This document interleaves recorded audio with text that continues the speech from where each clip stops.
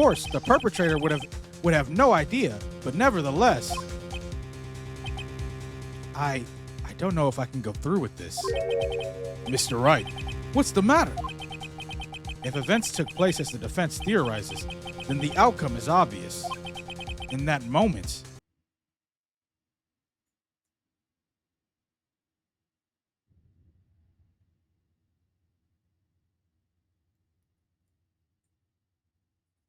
what? All right, y'all. What's up? Welcome back. Welcome back. Here with some more Ace Attorney, man. We're here to continue episode 5, man. That last part, the second part of the trial was fucking fire. We basically pressed the detective, the country one, Jake Marshall. We pressed him about, because he was supposed to be guarding the room that the detective got murdered in, but he wasn't there, or so we thought. But actually, he dressed up as Detective Goodman to grab stuff from the SL9 case, because it turns out his brother was one of the victims in that SL9 case, but his brother's murder got pinned on the serial killer when the whole time something else killed his brother. My guess is the police chief, Damon Gant, he killed his brother. He's behind everything. I'm assuming his brother got too close to what was actually going on, so he had to get rid of him. And I'm thinking he also wants to get rid of Edgeworth and Lana at the same time. So I think Damon Gant is behind this whole thing, man. But we're about to hop into another investigation, man. So without further ado, let's hop into it.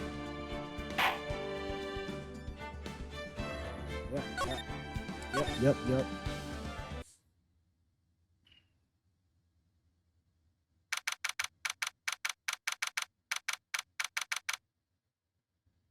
February 24th, 3:12 p.m., Wright & Co. Law Offices.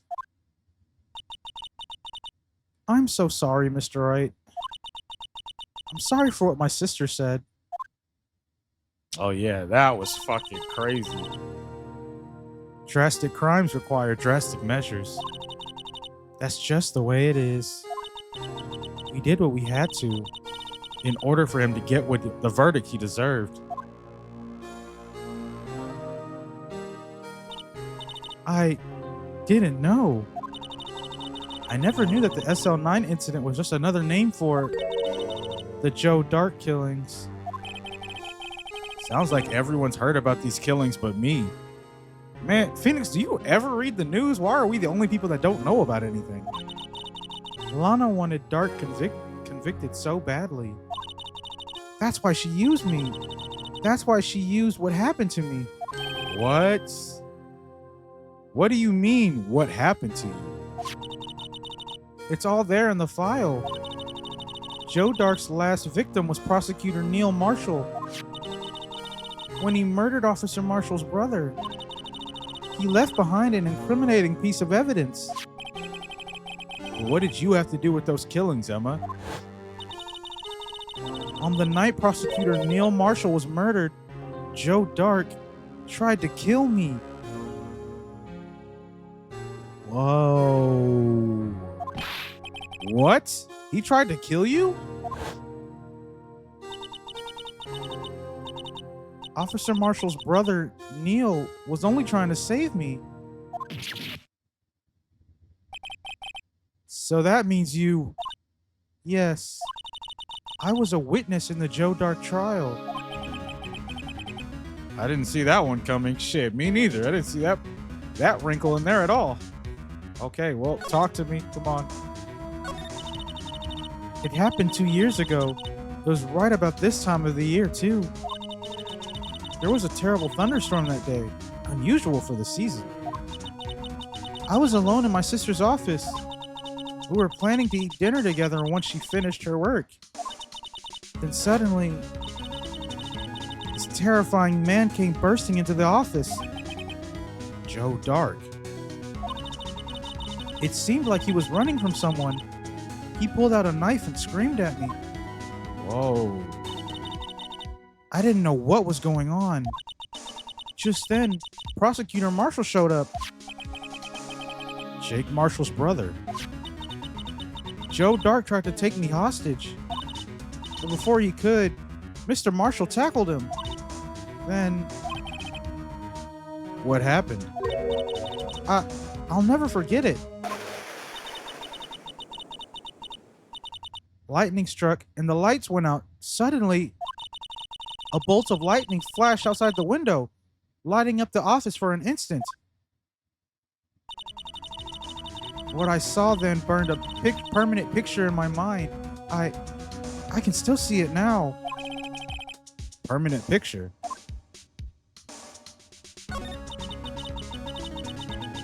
I don't remember the moment when Dark stabbed Mr. Marshall. That's because he didn't. It's because he didn't. I think Gant did it. Dark was running away from Gant for some reason. So you weren't able to testify about that? No, I was only asked about when I was attacked. That must be why she made up the crime. Made it up? You mean provided bogus evidence? The prosecutor's office wanted that guilty verdict so badly. Lana forged the evidence and Mr. Edgeworth used it. Edgeworth? Yes, but I'm sure he didn't know anything about it. He couldn't have known he was being given false evidence. Even so, that's when it all started. The rumors about Mr. Edgeworth, I mean, it's all my fault. Damn. Well, I will say, the first trial we did with him, though, that nigga was very, well, I guess he didn't forge evidence, but he was being shady. Edgeworth was still being shady, so I don't know. But yeah. That's fucked up.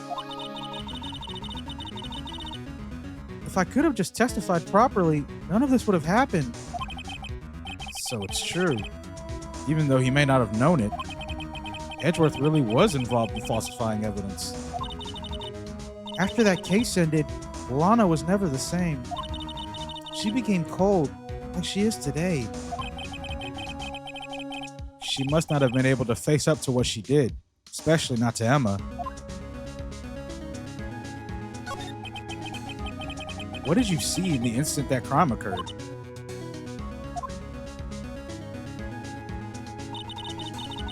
Dark knocked down Mr. Marshall and raised his knife. Neil Marshall was stabbed right in front of this poor girl. I don't remember what happened after that. Apparently, I passed out. When I came to, Lana was cradling me in her arms. Poor Emma. You've been through so much.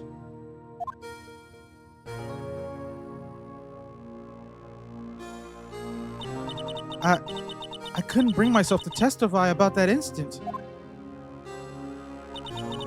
I tried, but the words just wouldn't come out. I drew a picture, but it wasn't any good. 2 years ago. You must have been 14. That's understandable. Dude. Once it was all over, I made up my mind. I decided that when I grew up, I'd become a scientific investigator.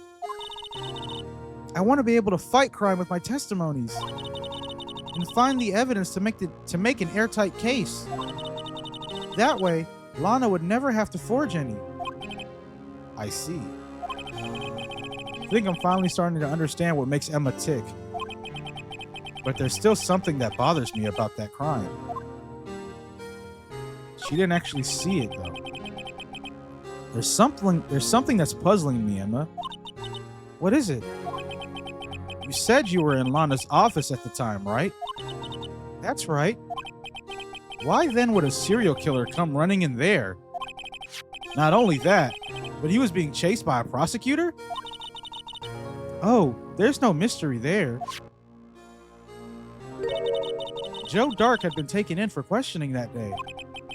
Taken in for questioning? You mean by the police? Of course. This happened at the police department. He tried to run away halfway through the interview and fled into my sister's office. But why did he run all the way over to your sister's office? Because the detective offices and the questioning room are right across from the elevator. Across from the elevator? But Lana was the chief prosecutor, wasn't she? No, silly. Didn't I tell you? 2 years ago, Lana was a detective. It did say head investigator. She was the best in the entire force. What? That's news to me. After the Joe Dart case, she was transferred to the prosecutor's office and made chief prosecutor. Lana used to be a detective? I'd better have another talk with her. Yeah, I need to hear about that. Whoa. So she was a detective too. It makes more sense why it seems like she has a closer relationship anyway with Star and Jake Marshall. Yeah, let's head down there. I got some questions. February 24th, Detention Center, Visitors Room. Look, Lana! Mr. Wright, it seems I keep causing you trouble. Falsifying evidence? I didn't think you were the type. Criminals don't mind playing foul. Why should we? But Lana, if you're wrong, an innocent person might be found guilty. Believe me, I understand the risks. Lana, Emma told me about you. Oh? About how you were a detective 2 years ago. And how the SL9 incident was the reason for your transfer to the prosecutor's office. That's right. Could you fill me in on the details? Especially about that unusual change of jobs. I suppose you have a right to know, Mr. Wright.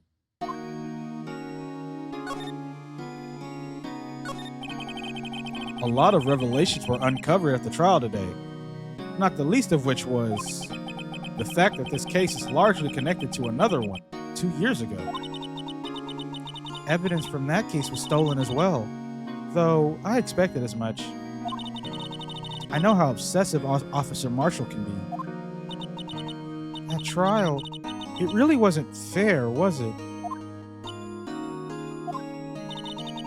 I believed in you, Lana. I believed that no matter what happened, you'd always stick to the truth. Couldn't be helped, Emma. At that trial 2 years ago, I sold my soul. Whoa, you're right, dramatic as hell. Well, all drama aside, the fact of the matter is, at 5:15, there was no murder at the police department. Tell me it's not true, Lana. What the witness, Miss Starr, said about you stabbing Mr. Goodman with a knife. Lana, I don't understand. Why won't you tell us? Emma, this doesn't involve just me. See, I knew that much. I don't think I've ever seen Lana look so fazed before. It's true. I was a member of the police force 2 years ago. She was amazing. They still talk about all the cases she and Chief Gant cracked together. Gant, this motherfucker right here. I'm knowing it. I feel like it's just too obvious, but it has to be him. He's the one. Chief Gant? He was a deputy chief of police back then, but he still worked the crime scenes. Damon Gant, he was everything I aspired to be. They were the best team ever. They solved crimes before the reports could even be filed. Emma really idolizes her big sister. But now you're chief prosecutor. What happened? I always planned on becoming a prosecutor. The reason I became a detective was to gain experience investigating crime scenes, so you could use that experience in court, right? Gant's help in the SL9 case was crucial to its resolution. After that, he became chief of police and arranged my transfer to the prosecutor's office. Maybe I should ask more about this investigation of theirs 2 years ago. 2 years ago, I was second in command of the detectives investigating Dark. Second in command? That means the investigation lead was Damon Gant, right? Yes. Deputy Chief Gant and I shared the same office and the same investigations. They even had the same office. We led a team of the best detectives on the force. Detective Goodman, whose case it was, Jake Marshall, and Angel Starr. It was the first time Marshall worked with his brother. He was quite gung-ho. Without a doubt, Joe Dark was the serial killer. We asked him to come in for questioning. We were desperate for evidence. That was when his final murder took place. When he tried to murder Emma. Prosecutor Marshall was trying to save me from Dark. I think he was trying to hold Emma hostage. That's what I think. You see, the first person who happened upon the scene of the crime was me. Now you tell us.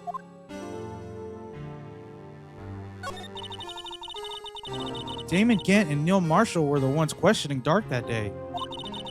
The investigation was in its final stages, and Dark must have suddenly panicked. So he waited until Gant and Marshall let their guards down, then fled the room. From there, he ran straight to the office shared by Deputy Gant and my... I don't know why I thought it switched to him. From there, he ran straight to the office shared by Deputy Chief Gant and myself. That's where he found me. So you were the first person to run to the scene, Lana? It appears so. I was filing some papers while Gant and Marshall were questioning Dark. Wow. See, niggas really think Dark did it? Dark is below him. What? When I returned to my office, I saw 3 bodies on the floor and smelled blood. 3 bodies? Prosecutor Marshall, the victim Emma, who had passed out, and the suspect Joe Dark. During the struggle, it seemed Mr. Marshall struck a final blow before he died. Joe Dark had incurred a minor concussion and lay unconscious. What did you do? To be honest, I panicked. I picked up Emma, carried her out of the room, and just held her. Can't blame her. After all, her sister must have gone through. After that, I placed Dark under immediate arrest. Let me get this straight. You were all involved in the SL9 incident. That's right. Quite a coincidence, I don't buy it. What are you saying? There's no way everyone involved in this trial was also involved in that incident. Just by chance. But that case was solved 2 years ago. At least one person went to extremes because they didn't believe it was truly solved. Officer Marshall. Yes, his actions came as a surprise to me as well. Ever since his brother died, he's changed completely. I guess he wasn't convinced with the ruling against Joe Dark. Life doesn't end with the closing of a case. Everyone has to live the rest of their lives with their memories. That case just might not be over yet. Oh. That case just might not be over yet. Emma was assaulted by Dark at the police department, right? Yes, in the office that Damon Gant and I shared. The office that Mr. Gant now occupies by himself, the Chief's office. Maybe we should have a look at the Chief's office, the site of the final SL9 murder. Okay, well, I know where I'm about to head. Yeah, Gant is totally behind all this. It's far too obvious. February 24th, Police Station, Criminal Affairs Department. I don't see Detective Gumshoe anywhere. Things seem kind of quiet around here today. You're right. The chief of detectives seems the same, though. Why don't we go look for some other people to talk to? Right. We can come back here later. Well, I didn't come here to talk to them.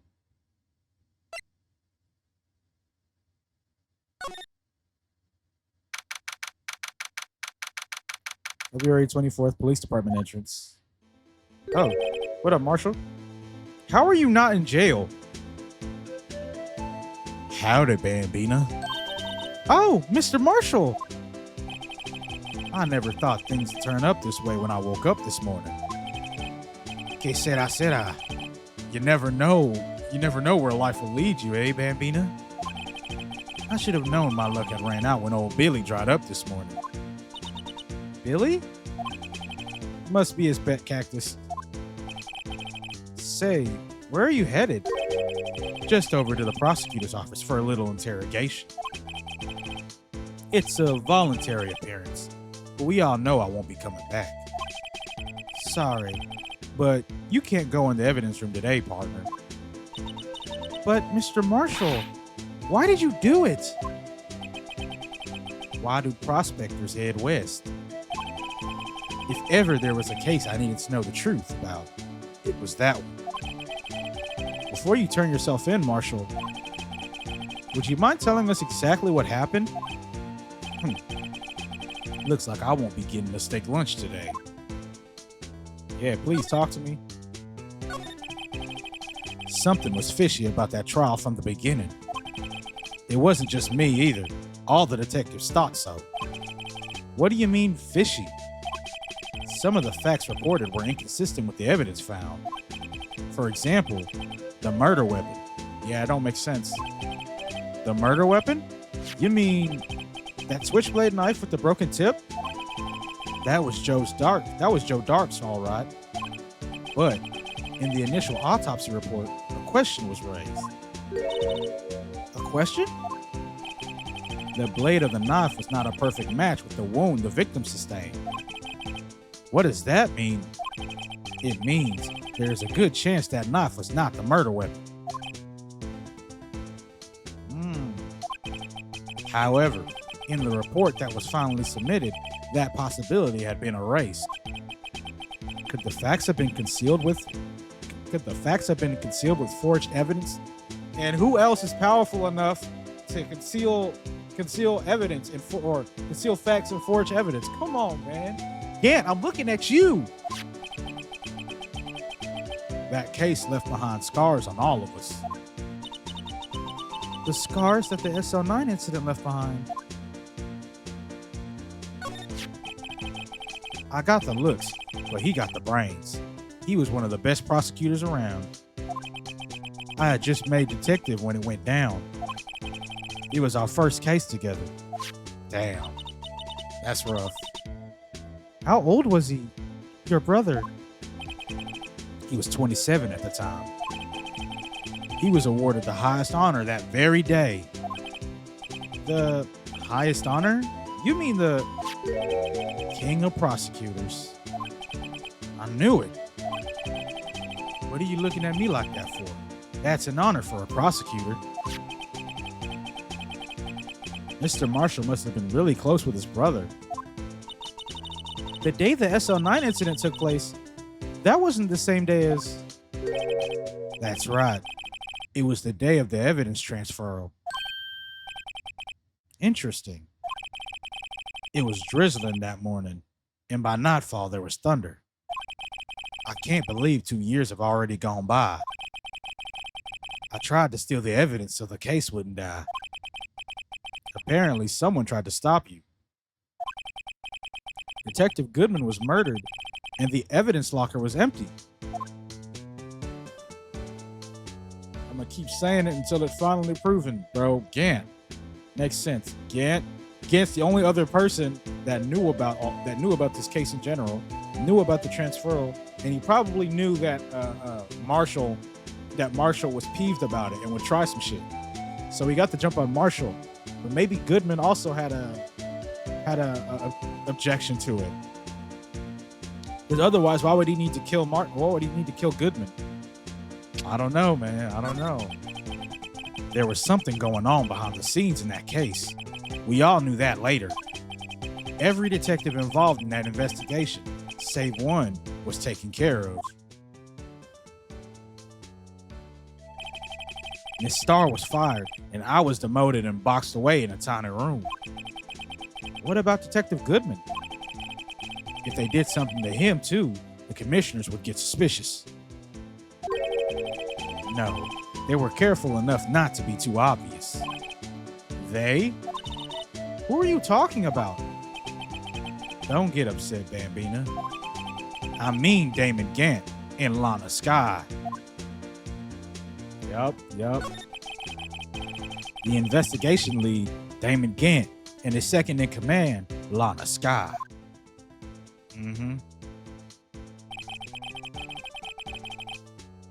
There wasn't a person on the force who hadn't heard of that duo. That case was the biggest step in both of their careers. After the case ended, Lana transferred to the prosecutor's office, right? Yeah. Damon Gant, the new chief of police, arranged for that to happen. She's never been the same since she left. Everyone who knew her said so. Chief Prosecutor Skye was totally different when she was a detective. Now that he mentions it, Emma said something like that too. Tell me, what happened to my sister? Sorry, Bambina, but her secret is too well guarded. I never found out. Lana's secret. It all started 2 years ago. So there you have it. That's my story. Did you enjoy it, partner? It was certainly enlightening. There's one thing for sure I found out in court today.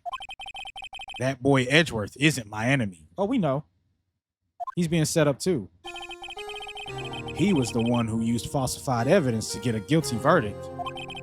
But someone else was the one who gave him that evidence and planned everything. That someone is Damon Gant. Okay, me and Marshall like this. Like I said, Gant is, he a slimy motherfucker. Don't believe me? Well, I don't blame you. I won't even be a patrolman after today. Okay, so he's about to get fired and shit. Too bad I won't be around to work with you when you become a real scientific investigator. Shit. Adios, Bambina. Man, honestly, bro, yo, Jake is a real one, bro. I fuck with Jake heavy. He was just trying to do what was right, or what he felt was right. He knew something wasn't right.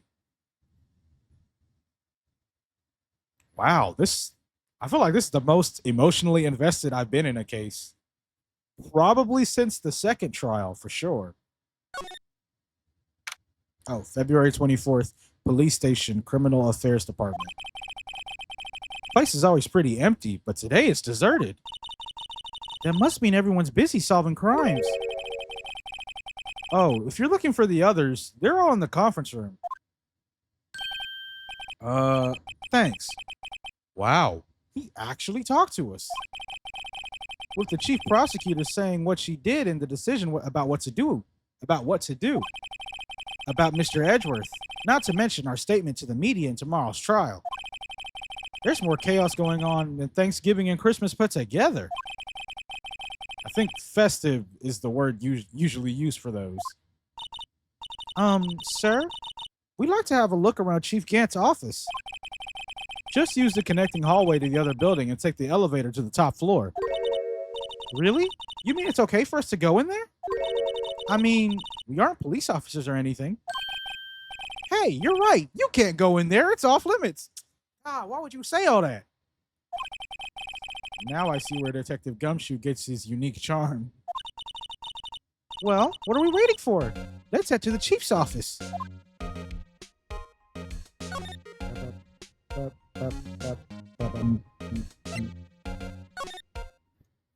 Whoa. This looks like a supervillain office, bro. Nigga got an organ. Any nigga that has an organ in their presence is automatically a supervillain. What good guy has an organ playing, bro? Think about it. February 24th, Police Department, Chief's Office. And of course, his theme has organs in it too. That's crazy. Whoa, where am I?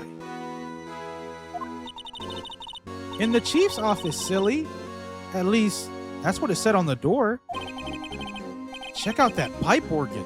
That's real, isn't it? Hey, I used to take organ lessons in kindergarten. You were playing the organ in kindergarten? They used to call me Little Miss Bach. I thought I was a genius until they tried teaching me.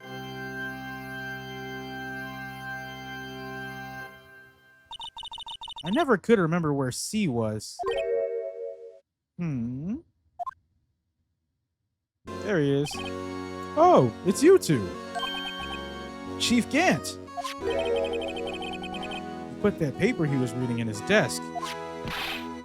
So, Righto, have you been swimming lately? No, I haven't. I've been kind of busy lately. I can appreciate that. I've had my hands full too with Mr. Marshall's misconduct and Lana's provocative statements. Provocative statement? Oh, you mean about the forged evidence? 2 years have passed since that incident. My, how time flies. See that big picture on the wall over there? That's a picture of Lana, Neil, and me. So this is Mr. Marshall's brother, Prosecutor Neil Marshall. We took it together. We took it to commemorate our work together. Something's not right with this picture. I can't quite seem to put my finger on it, though. Is that a sword? Looks like, okay. I see the jar back there. Wait a minute.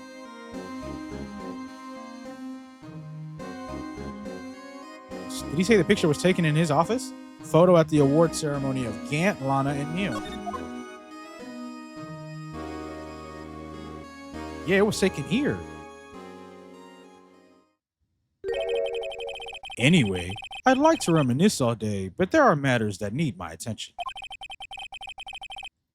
I'm going to lock up here, so let's go out together. Oh, but this office, it was a crime scene 2 years ago, wasn't it?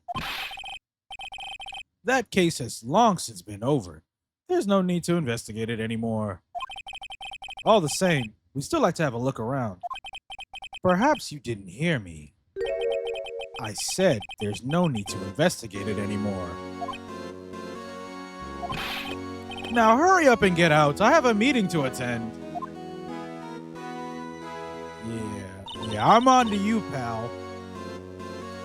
Looks like we aren't welcome. It seems that case isn't over with yet after all. What do you mean? Chief Gant denied our request to search the crime scene. That means there must be a reason he doesn't want us looking around in there. You mean like a clue? There's gotta be a way we can get inside the chief's office. Fuck, how do I do that?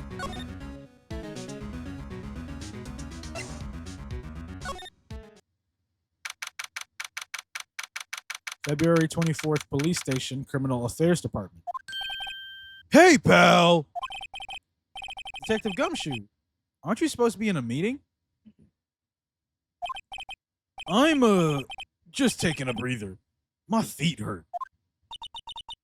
From sitting so long? Actually, from serving everyone coffee. Sounds like Detective Gumshoe's still out of the loop.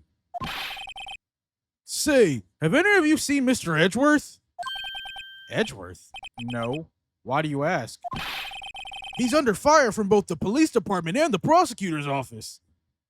Yo, yeah, Edgeworth has just been taking a beating. God. It's almost like the battle's between you two in court. That sounds serious. Is it because of what my sister said? That's basically what it all boils down to. That falsified evidence from 2 years ago. Now Mr. Edgeworth has the whole world after his blood. Yikes.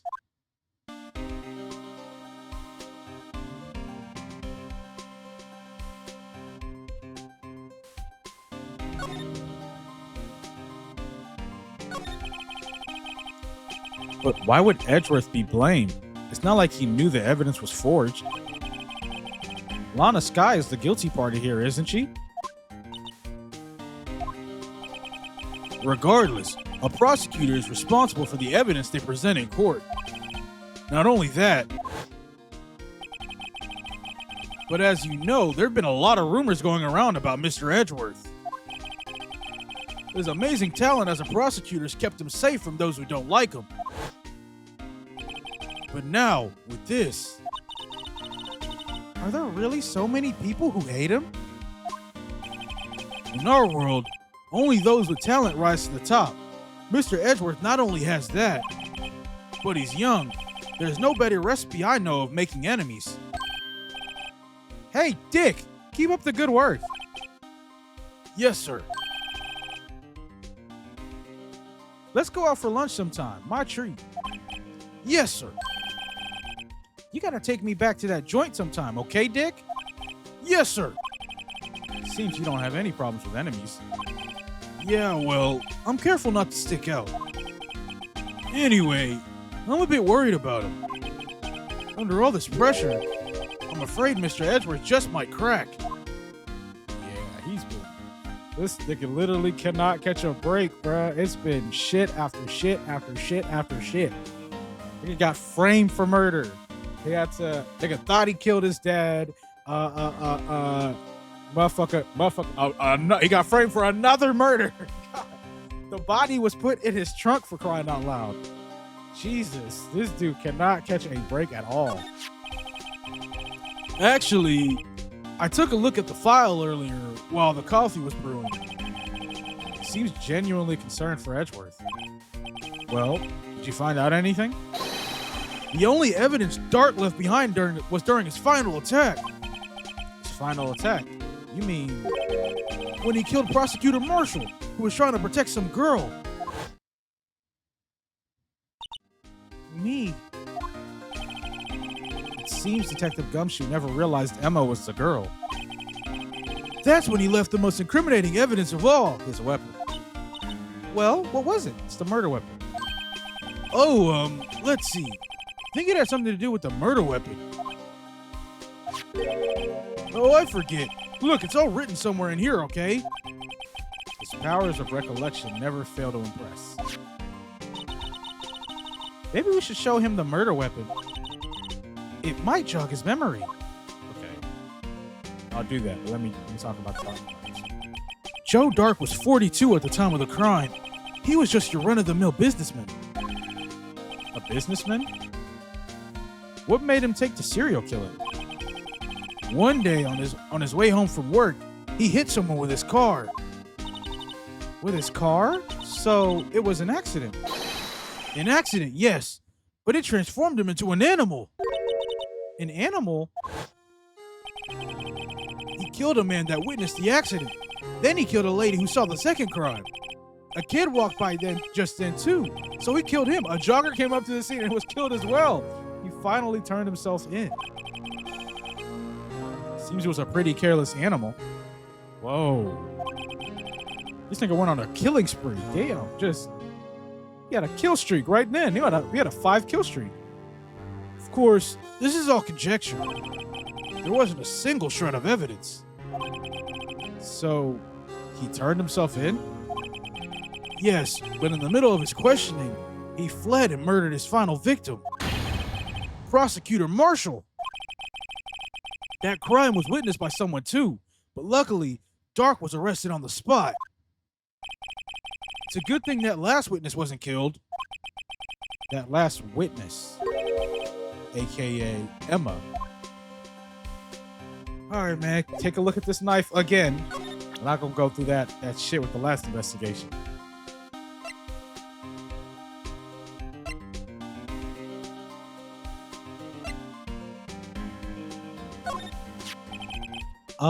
About this? Hey, is that? It has a tag attached to it with the label SL9 incident on it. I believe this would be the broken murder weapon you were speaking of. What are you doing with that? I literally showed it to you yesterday. Ever since that case was closed, That knife's been locked away in a locker. On the day Detective Goodman was murdered, this suddenly had disappeared from the locker and was found in Mr. Edgeworth's car muffler. That's it! Now I remember what that incriminating piece of evidence was. When you showed me that knife, it all came back to me. Well, what is it, Detective? Quick, before you forget again.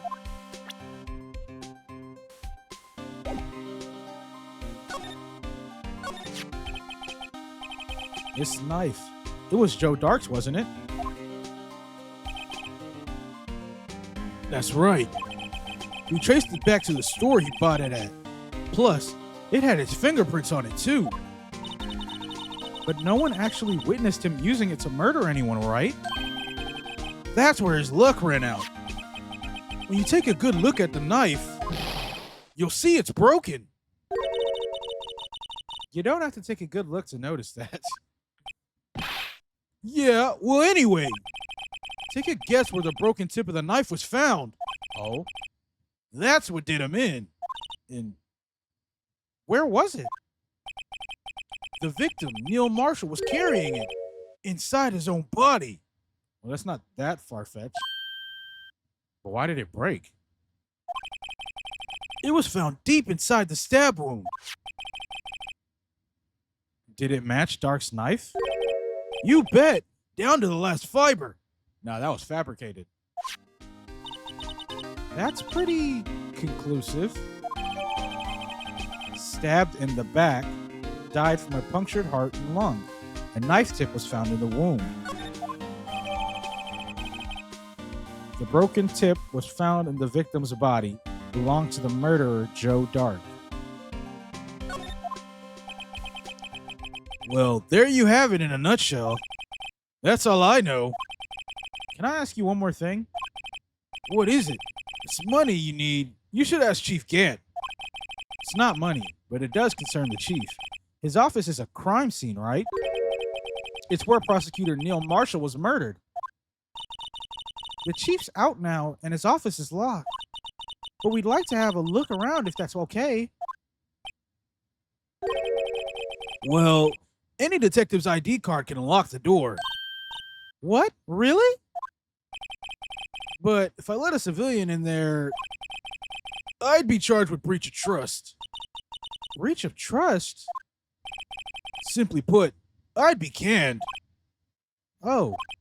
Sorry, pal. I don't plan on getting fired just because of you. Oh, why would you tell him that? How about this ID card? It was Detective Goodman's. That won't work either. The data was deleted the day he died. Well, okay. Oh. So in other words, Gumshoe is our only chance of getting into that office. I wonder if there's something we could show him that would make him change his mind. Should I show him the picture? Oh. February 24th, High Prosecutor's Office, room 1202. I wonder if Edgeworth is back yet. There he is. It looks like he's writing something. Okay, so... God. Wasting my fucking time. What are you doing here? He sure was quick to throw that paper on the floor. Tough day in court, huh? I've had to live the past 2 years with rumors flying around. What's another allegation to me? Cheer up, Mr. Edgeworth. I'm rooting for you. That's Edgeworth for you. Always trying to hide his real feelings. So, what do you want? Unlike some people, I don't have all day. Well, there's no excuse for what I've done. 2 years ago, I used false evidence to obtain a guilty verdict. That's what it all breaks down to, and nothing I can do erase that fact. Nothing I do can erase that fact. But you didn't know, did you?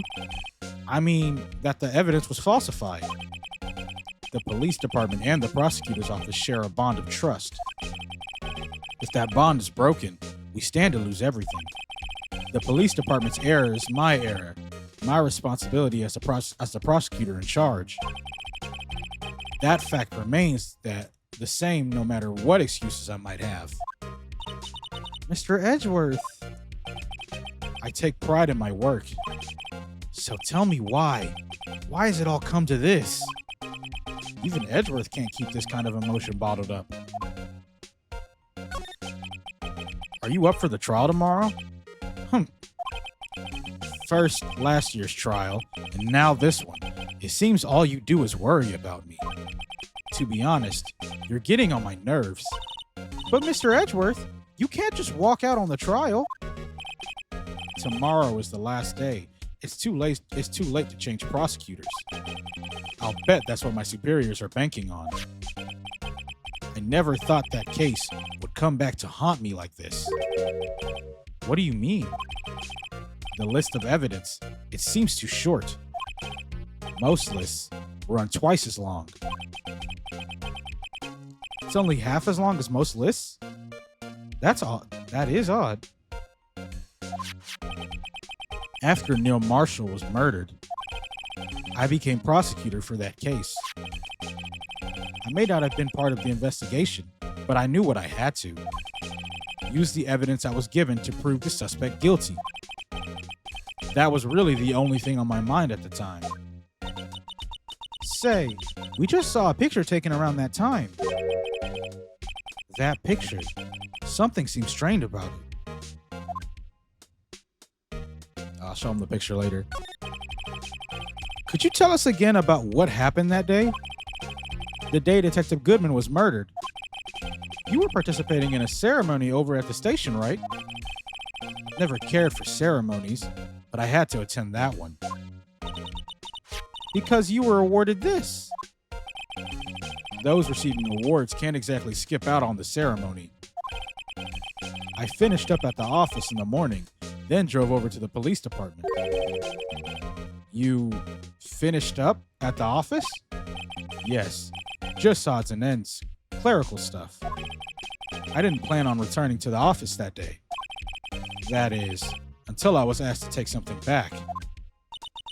Take something back? This. Oh yeah, Chief Gant asked you to hold on to that, didn't he?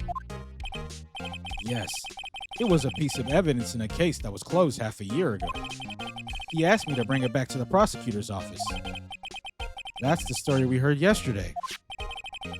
So you came back here to the prosecutor's office because the chief asked you to? That's right. It's all way too convenient. Okay, man, what you think about this picture, bro? This picture was hanging on the wall in Chief Gant's office.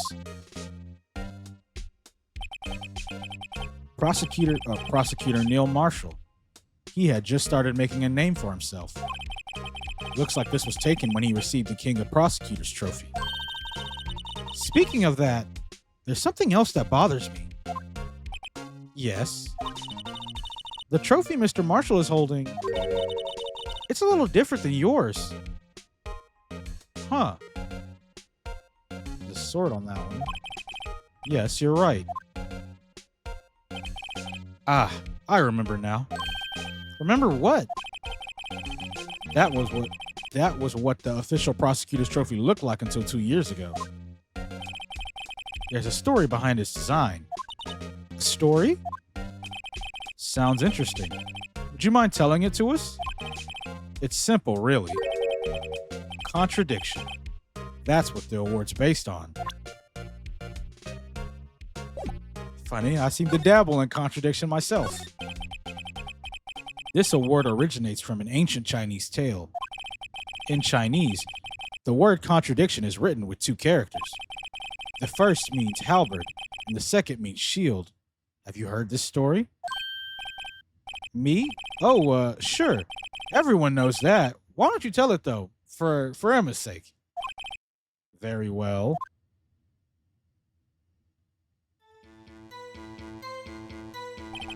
Long ago, in the kingdom of Chu, there was an arms merchant. One day, he presented the king with 2 items. The first was a halberd he claimed could slice through any shield or armor. The second was a shield he claimed could withstand any weapon. So this is yeah. Those claims contradict each other. Very perceptive. But then again, you've heard the story before, right? Anyway, as you mentioned, the very descriptions of these items, the music's setting me off. Come on, man. Anyway, as you mentioned, the very description of these items discredit them both. When the king pointed this out, the merchant was left speechless. And thus, the Chinese word for contradiction was born. Oh, I see. So the chipped shield and broken knife symbolize... Precisely so. They symbolize the merchant's items. The ancient tale with the merchant at a loss for words.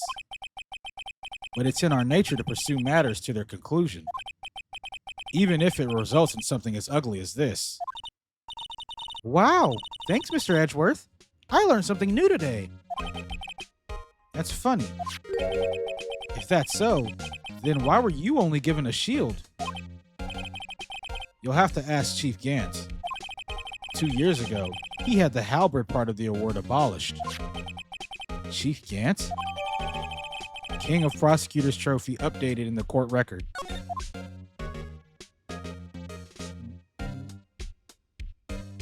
think that's it.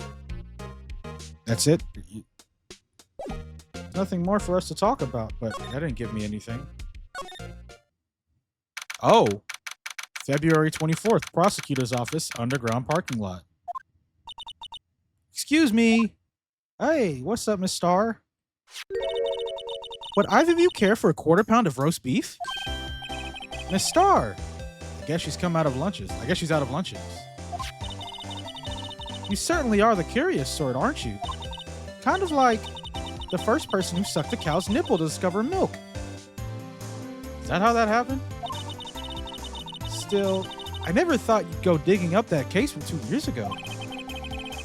Everyone in this trial was involved in the SL9 incident. Not only that, but the murder occurred on the very day the evidence from that case was due for transferal. This can't all be attributed to mere coincidence. Aren't you forgetting something? You know, that little scene I happened to witness. The instant Lana stabbed Detective Goodman with a knife. No matter how much of the past you dig up, it won't change what I saw. Roast beef is meant to be savored when eaten. Miss Starr's hatred towards Lana. It all dates back to 2 years ago. Yeah, well, her beef makes sense now. No pun intended. Joe Dark. That's a name I'll not soon forget. We trailed him for half a year. Oh, the pressure. Still, I don't think I was ever more alive than I was then. Those days were steamier than a bowl of hot gravy. Poor old Jake Marshall must have been going through hell. You mean because of his brother's death? They were close, those two. After Neil died, something took over Jake. He became obsessed. Seeing Jake like that made her all the more desperate. Her? Lana Skye. My sister? The best of the best were put on that SL9 case. Of course, they were led by that legendary duo. Yep. Lana and Chief Gant.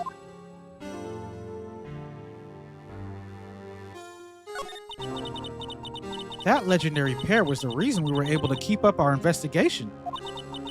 That's why we were so shocked over how it turned out. You mean with the forging of the evidence? Don't get me wrong, Joe Dark got what he deserved. Still, it was obvious the evidence produced in court was being manipulated. Items our team never found would suddenly appear, while other items were kept secret. But you don't have proof anything illegal was done. I'm proof enough of what happened. After that case, all of us All of us save Goodman were relieved of our duties. Most without even so much as an explanation. Then Lana Scott transferred to the prosecutor's office and became chief prosecutor. Lana always wanted to be a prosecutor. Nothing's quite as simple as it appears. Huh? Lana Sky was merely being used as a pawn. That's my take on the matter. That's mine too. She was being used? Damon Gant and Lana Sky. Gant led the investigation with Lana second in command. They were the best. They solved all kinds of cases together, didn't they? Damon Gant's magnetism in particular was almost unreal. His magnetism? By that I mean his ability to attract evidence. He produced the most incredible evidence in the cases he handled. Incredible evidence? You mean... Oh yes, there were rumors about him even back then. No one dared confront him though. I take it she's talking about forged evidence. Back then, everyone looked up to Lana. All the detectives wanted to be like her. Really? Oh yes, myself included. I was a fool, really. She hated anything crooked and always watched out for the other detectives. That's why she was so concerned for Jake. Mr. Marshall. When Jake's brother was murdered, she felt as if she had lost her own brother. If it wasn't for her, I don't think Jake would have ever recovered from his shock. That's what makes it all the more infuriating. Miss Starr. That's why I'll never be able to forgive her. Why did she have to turn so cold after that?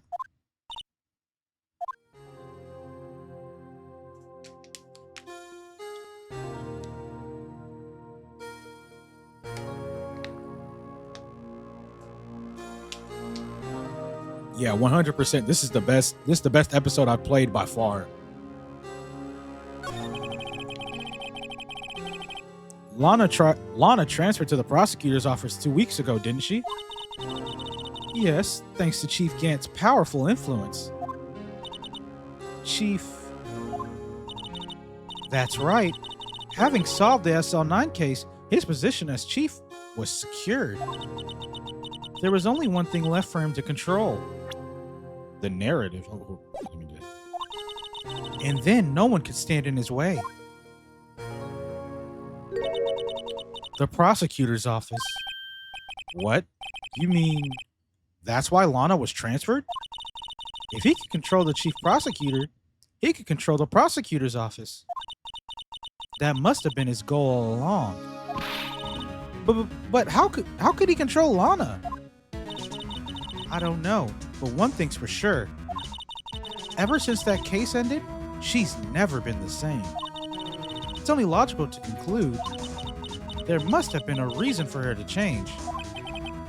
At last, I'm finally getting close to the bottom of this ugly mess. Thank you, Miss Starr. You listen to me, rookie. It takes more than just ingredients to create fine cuisine. I hope you turn out to be a better chef than I've been. Man. I'm fucking with this, but that... No one's explained how I'm gonna get into his office. Here to examine the desk. Oh. I wonder what he was writing before. Come on, Mr. Wright. Let's take a look. Are you crazy? Edgeworth is sitting right there. Just distract him. I'll check it out. Is this what I fucking needed? Hey, Edgeworth. Is that Detective Gumshoe out the... Is that Detective Gumshoe out the window there? Oh no, he's falling to the ground. Hold on. First, let me see what this girl's doing crawling around my feet. He didn't even look. What? Letter of... Is he resigning? He's resigning? Whoa. If you're having trouble reading, I'll read it for you. It says, letter of resignation. Wow. No way. Resignation? Edgeworth, you don't mean... I'm tired, Wright? Yeah, it makes sense. Dude, I feel bad. I feel as if something inside me has died. But Mr. Edgeworth, none of this is your fault. I know the path I've walked. You don't need to tell me. And the path I've walked hasn't been a just one. I can't forgive myself for what I've done. And no one else should forgive me either. Uh-oh. I think he's serious. Mr. Wright, please, you have to do something. This letter of resignation. I wonder if I can use it for anything. Edgeworth's discarded letter of resignation. He's serious. Dude. They are pushing this man to the edge. One man can only take so much. Finally, though. Fuck. That's what I was looking for. That's the fucking wad of paper was the reason why. God. Such a pain in the ass. Okay. Here, bitch ass nigga. Your boy's finna retire, bitch ass nigga. Let me in. What's this crumpled up piece of paper? No way! Mr. Edgeworth can't be serious. Is he ever not serious? I can't believe they pushed him this far. Mr. Edgeworth really feels responsible.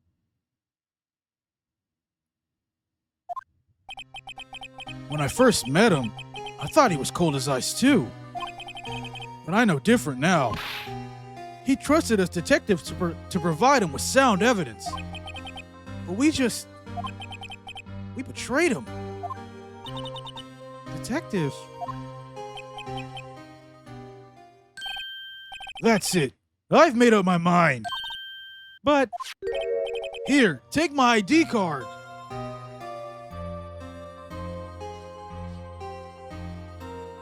We can't do that. If someone found out, they wouldn't let you off the hook with another lost item report. Look at me. It's no secret I'm already out of the loop.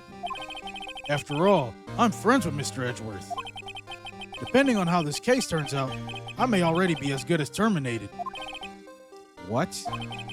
So at least let me do this, for Mr. Edgeworth's sake.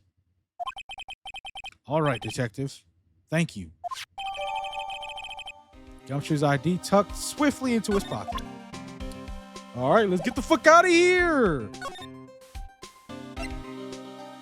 All right, Chief, I'm on to you. No man that has an organ in his office is ever a good person. It's just not possible. Here it goes, Mr. Wright.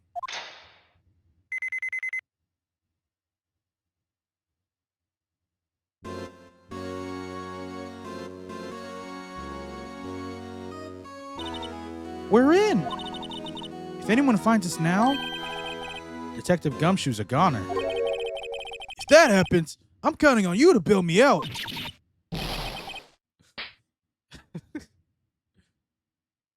She smacked him. Sorry, I thought you were a ghost. I didn't even know you could slap a ghost. Ah, Detective Gumshoe. What are you doing sneaking up on us like that? I wasn't sneaking. I was just worried something might go wrong. So, I came to. If you're here, then what's the point in giving us your ID card? Gumshoe's ID crushed and rendered unusable in pocket. Hey, don't do that to my card! No, that's probably smart. I hardly ever get a chance to come in here. So I figured I'd have a look around myself. Besides, we're all in this together now. You really do want to get fired, don't you? Not if we're lucky. Now come on, let's see what we can find out. I've got a bad feeling about this. What are we gonna talk about? That desk on the other side of the room. Was that your sister's? Yes, that's where I was waiting for Lana. on that day 2 years ago. Is anyone using it now? No, sir. This is entirely Chief Gant's office now. He practices a strict policy of preserving the crime scene. That's a strange reason to leave it there. He leaves it as a warning to everyone else. He wants us to always be alert. He told us so himself at the New Year's party. Of course, he was pretty intoxicated at the time. I see. So, ever since Lana left, no one ever touches that desk? No one except Chief Gant and the cleaning lady who's in here each morning. Still, 2 years have passed since that incident. There can't possibly be any clues remaining. Can I ask you something? Sure. You only came here to look around, right? Because it's one of the SL9 crime scenes. I mean, that's your only reason for coming here, isn't it? Why do you ask? You don't think... Nah, you wouldn't be... No. No, there's no way. Never mind, don't worry about it. Okay. Now then, let's look around a bit more. Hey, hold on, not so fast, buddy. Huh? What is it? When someone tells you don't worry about it, it's supposed to start bothering you, pal. What, are you a teenage girl or something? What's going on? You don't just let it go at that. Sorry. This guy's starting to get on my nerves. Okay, so what's bothering you? You two don't think Chief Gant might be a suspect, do you? Oh, he is the suspect. He is the guilty party. What? He's right, Mr. Wright. What do we think of him? Chief Gant, let's finally come to this. What do I think of him? Perhaps it's best if I don't divulge my feelings. Yet. Because I think that nigga guilty as hell. There you go, ignoring me again. I didn't even give him a non-answer. I just didn't answer it. Okay, let me slide to the left first, since I know the important shit's over there. This was taken on that day 2 years ago. The day Joe Dark ran out of the questioning room and tried to kill Emma. After receiving his award trophy, Mr. Marshall took a picture here. Then went along with Chief Gant to question Dark. I bet he never knew he'd be dead just a few hours later. Gee, you think? These shelves are mostly empty. Lana must have cleaned them out when she transferred over to the prosecutor's office. There's a small picture frame left on the shelf. Hey, this is when Lana and I went to that theme park.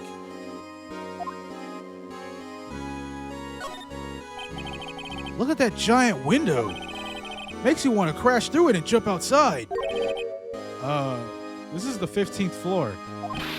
I know, I was just saying. Nah, I get you, bro. Them intrusive thoughts, bro. Anytime I get anywhere high up, just want to, just do a little...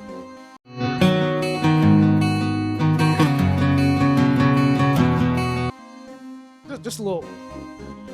No, nothing personal. Not that I've ever been suicidal in any way. It's just one little dive. It just some in me, something in the deepest part of my monkey brain where I just... So I get it, Gumshoe. You're not a dumbass here. Saying what? Ever since making Detective, I've always dreamed about doing something like that. Note to self, Detective Gumshoe has a lot of dreams. So long as he doesn't go crashing through that window when he gets fired. Don't say that. Oh. This was Lana's desk. Sure is tidy. Lana's always been a meticulous cleaner. There's not even any dust on it. Looks like someone's still keeping it clean. Does Lana ever come back here? No. Chief Gant must still keep it clean in memory of their partnership. They were the stuff legends are made of. Does he keep it in memory of her or in memory of the crime? does move stupidly. I'm not gonna lie. Why would you keep evidence of the crime up still? The chief's organ sure is a sight to behold. Occasionally, we hear him playing it from the criminal affairs department. That's on the 2nd floor. And this is the 15th floor of an entirely different building. When a detective screws up, the chief calls them to his office and makes them listen to the organ for hours. This nigga really is a supervillain. What's so bad about that? Music soothes the soul. After that, the detective can't hear anything for days except for the ringing in their ears. So it's the instrument of punishment, literally. But aren't the chief's ears affected? He never listens to anyone anyway. That's besides the point. Okay. This is the real deal, isn't it? This armor and these weapons. Sure is, pal. The chief doesn't care for imitations. First the pipe organ, now this armor. Do you know how many taxpayer dollars must have gone into this room? What? You mean we're paying for this? That's it. I'm not paying 1 cent of my taxes. Shit. Only it worked that way in real life, right? You don't have any taxes to pay. Right, you're a minor. What do you know about struggle? What do you know about a W-2? Shh. Be careful of what you say. Who knows? The chief may be hiding in this armor as we speak. I don't think he'd fit in there. Even if he did, he'd never be able to get back out. Cut it out. You guys don't know how scary that guy can be.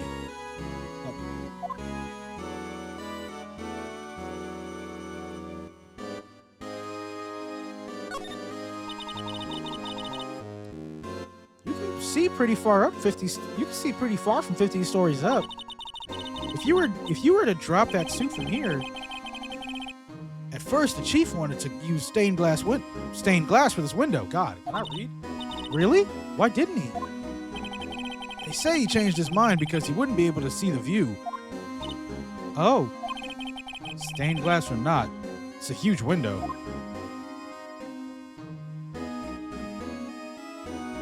It's got a whole safe. This is a safe, isn't it? Safe? That word is ripe with intrigue. Okay, if you say so.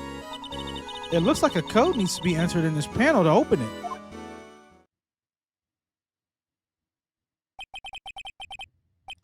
A 7-digit number.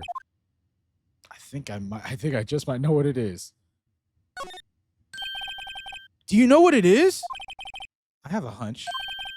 Oh, I know. You want to try my birth date. It's not even 7 digits. I have a better idea. Here goes nothing. There's no way this... Wow. Code confirmed. Access granted. What is in this safe? Bingo. What number did you enter? Whose birthday was that, pal? 77777777. The final ID card number on that record. What? The number of the mysterious executive officer who entered the room that day. You mean 77777777? That ID number? I think you're 17 shy this time. This can only mean one thing. That's Chief Gant's ID number. Say, anyone care to look inside?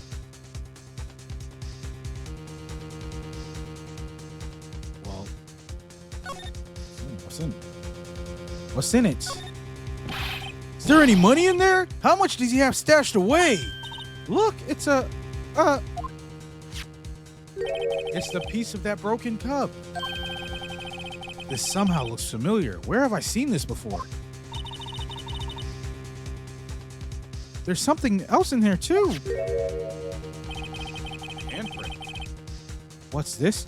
It looks like a piece of leather cloth. Did he wipe off the fingerprint?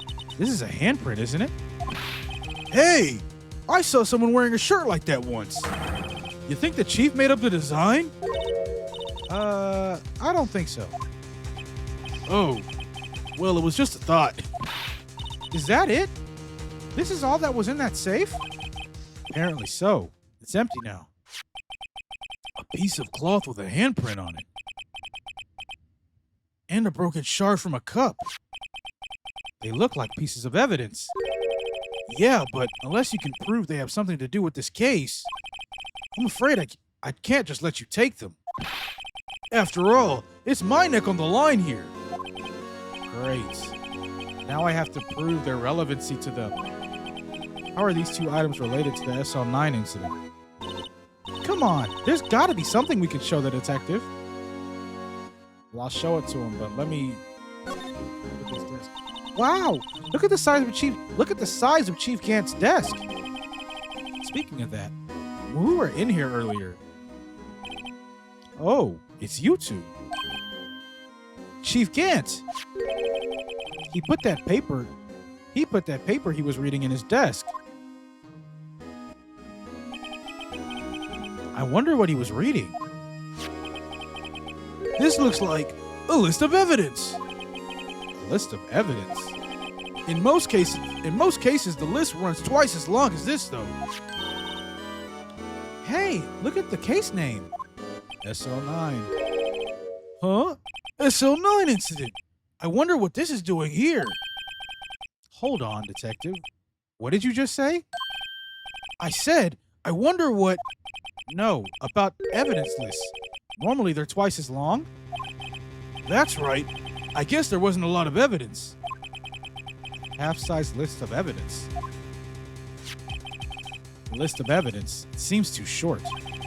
Most lists run twice as long. What would the other half of the list be doing here? I knew it! The chief must be hiding something about that case. It would appear so. Evidence list added to the court record. List of evidence in the SL9 incident was ripped in half, so this part is all I've got. Is there more on his desk? Wow, look at the size of Chief Gant's desk. We found this inside the drawer. A list of evidence from the SL9 incident. Mr. Edgeworth had the other half of that list. What would this list be doing here? We better look a little more into this. Actually, right. What's in the evidence?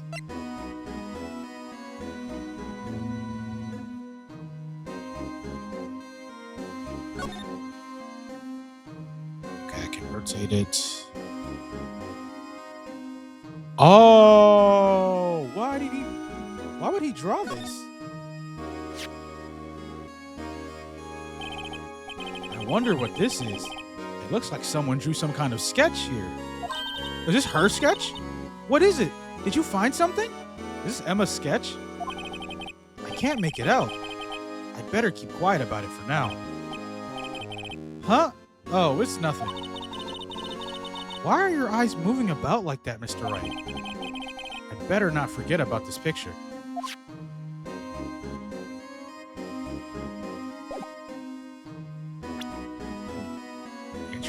Interesting. Okay, now let me present to Gant. It's just now he cares about his job all of a sudden. Here, bitch ass nigga. Look at the picture. Look at the picture. If I'm fired, I won't be able to give you any information. So that's why I have to get it all out of my system now. You understand, don't you? Don't be so negative, detective. We do want you to share your information, though. Oh, who am I fooling? I've never had anything useful to share to begin with. Got to stay positive. Okay, that's not it. You said you wanted proof. So this has got to be the proof.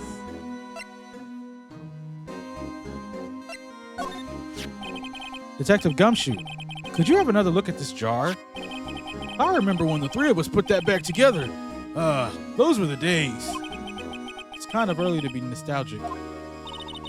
Wasn't this jar a piece of evidence from that case? That's right. One of the shards had an SL9 incident sticker on it. Doesn't this ring any bells? You know, that fragment we just found. You mean this one? That was in. You mean this one? That was in the safe? Yes, that one. That was in the safe.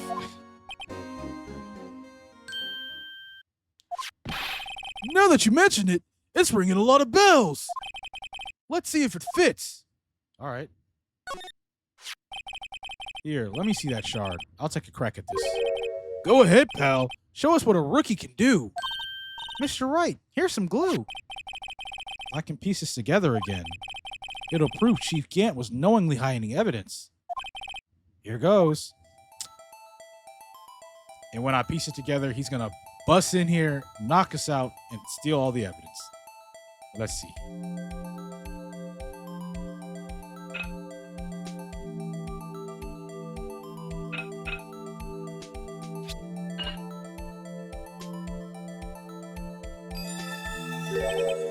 There! It fits like a charm. That, of course, means Chief Gant willingly and knowingly hid a piece of the jar in his safe. In other words, he concealed a piece of evidence from the SL9 incident. But, hey guys, get a load of this. What is it? This piece you just attached is different from the others. It's all covered in blood. There's a reddish line on it. A reddish line? Yeah, that's blood. I don't get it. Why would Chief Gant hide this in his safe? Evidence from the SL9 incident. Final fragment found in Chief Gant's safe. Blood traces.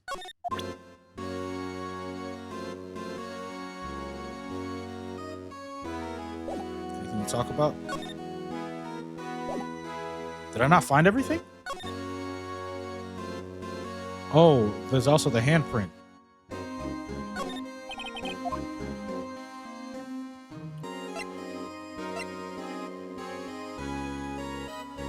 Oh, can I? Detective Gumshoe, I'd like you to have a look at this. Hey, I know what that is. So you want me to take some fingerprints? That's a great idea, Detective. All right, go to town. Sheesh. What are you doing? Why are you sticking out your hand like that? Go ahead, take my fingerprints. Not you, dummy. It's not your fingerprints we want to take. Huh? Come on, this isn't the time for jokes. We're talking about that cloth we found in the safe. Oh, I knew that. The one with the handprint on it, right? Sheesh, where's your sense of humor? Shut up. Okay, which one? Okay, Mr. Wright, let's check for prints. Sprinkle the powder on the cloth. Then, once they've been absorbed into the prints, blow the rest away. What are you, my mom? I don't have to be told a million times. All right, let's get this over with.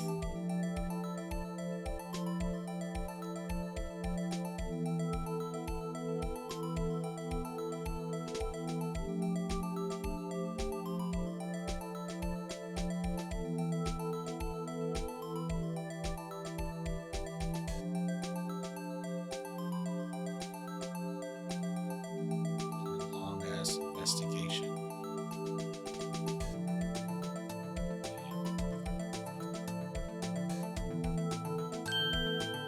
Okay, that's not good enough. Gave it my best shot. That kind of result won't be good for matching prints, will it? It doesn't look like we'll get a clear result from this print. Okay, let's try a different finger then. So I'll try the middle one then. Yeah, the middle one looks good.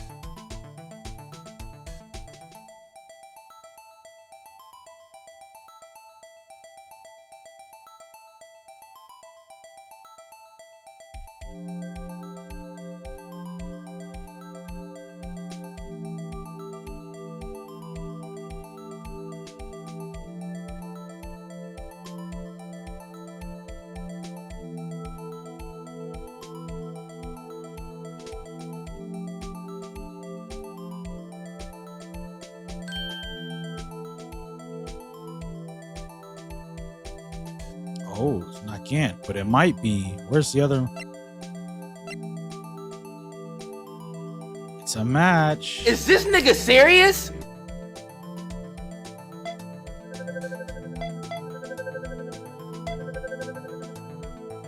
Oh no, it's not a strong match. Damn it. I thought it was. No, that is a match. Looks like we're at its close time. Yep. So that means it's gotta have something to do with that incident.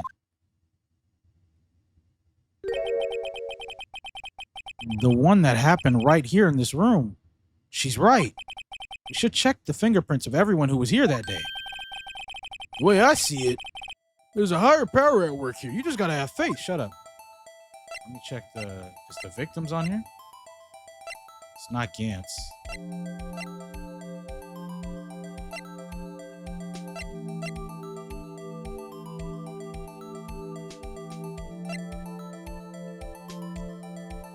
It's Emma's. What?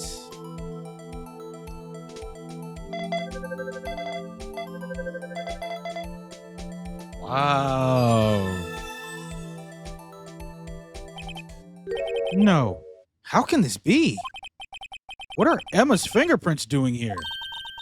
Hey, you found a match? Whose fingerprints were they? Huh? Oh, it seems the prints are too old. They aren't clear enough to get a match. Oh, that's too bad. I thought they'd be Dark's prints. Psst. You, over here. What's going on here? What are that kid's prints doing inside the chief's safe? Don't ask me. Let's just keep this information from Emma for now. Here, maybe you should hold on to this. Piece of cloth folded and added to the court record. Found in Chief Gant's safe, evidence for something, but what? Bears Emma Sky's prints. Well, was I any help? Begrudgingly, yes. Of course. Thanks to your ID card, we were able to get some hard evidence. Now that's not very kind, is it?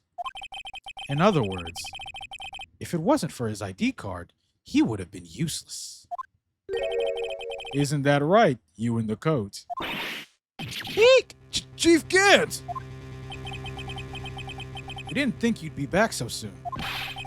Fortunately, I'm a man who believes in signs. As I was walking to my meeting, I happened to look out a window and saw a stray dog run right into a pole. Just then, I thought of a certain detective. Do you mean me, sir? Now then, I'm afraid I'm going to have to ask you all to leave. Yes, sir. Sorry. Oh, you in the coat? Me, sir. Drop off your ID on the way out. You won't be needing it anymore. Wow. Just like that, huh? But, sir. Now get out. Yes, sir. You're not your boss no more. Actually, hold up. Here's the chief of police. Hold on. I was gonna tell, hey, you're not your boss no more. You really knock his ass out, but you can't do that. We'll be on our way too then. Nah, he's gonna stop us. Wait, you, the one without the spiky hair. Don't go yet. Me, sir? I'd like a word with you. Absolutely not, you weirdo. You, with the spiky hair. You're free to go. Mr. Wright!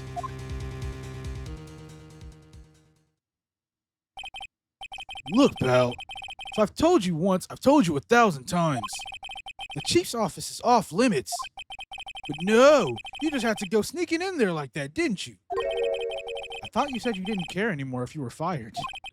Yeah, but if I knew it'd be like this, I never would have said it. Now that I've seen the evidence Chief Gant was hiding in his office, I think I'm finally starting to get the picture. But why has she kept eerily silent about it all this time? Anyway, you listening to me? I'm gonna try to smooth things over with the chief again. Later, pal. Ooh, the plot is getting thicker, as always. After that, I heard from Emma. She said the police wanted to ask her some questions. So she'll be busy for the rest of the day. Damn, they're gonna make her a witness? February 24th, Detention Center Visitors Room. I see. So the chief asked Emma to come in for questioning. It's no use thinking about it. Tomorrow's the final day in court. I'm committed to doing everything I can to defend you, which is why I'm here. But I've already told you all I can. What you've told me over these past couple of days is absolutely nothing. Not a single useful thing. Really? I believe I did mention something quite important. Something I told you right at the beginning. I said that I was the one who stabbed Detective Goodman. You know, I think I finally figured it out. I know who it was that's lurking behind your words. Mia did a good job mentoring you. I'm rather jealous. It seems Edgeworth was right. Edgeworth? Once you're convinced you know something, no one can persuade you otherwise. Thick-headed is the term he used, I believe. Now that's my chance to get her to tell me the rest of the story. Please. I have to admit, I was more than a little perplexed at first. You insisted you did it, yet there was no incriminating evidence. That's when it hit me. It's not that you're unwilling to tell the truth. It's that you're incapable of doing so because of a certain individual. What an intriguing notion. A certain individual, you say. So you think I'm protecting this person? Protecting? No, I think afraid of is more like it.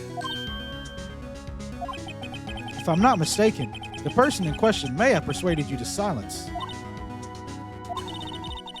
For argument's sake, Mr. Wright, who, may I ask, is this person you're speaking of? The one I'm supposedly so frightened of. What is this person's name? Oh, come on, let's not play games. Let's not play games. Well, Miss Sky? I'm not even going to answer it anyway. Mr. Wright, you are addressing the chief prosecutor. Do not forget your place. I take it she's still not ready to spill the beans. My apologies. Could you please tell me a bit more about what you think you know? We were partners until 2 years ago. Oh no, I think I'm the one that said that last line. Anyways, just imagine I said that in Phoenix's voice. I respect him as a detective. Assuming he is respectable, then tell me something. Why would he try to hide his crimes? His crimes? Both you and Edgeworth will be brought before a board of inquiry for what you did. Specifically, hiding and forging evidence. Of course, these are serious offenses. Why is it, though, that Chief Gant's name was never mentioned? Chief Gant? Edgeworth didn't know the truth behind the forgery. The only party who could have possibly tampered with the evidence was me. I had access because I was second in command of the investigation. Yes, you, but also one other, Damon Gant. If you intend to accuse Chief Gant, you'll need more than just words. Show me proof that Chief Gant falsified evidence in that case.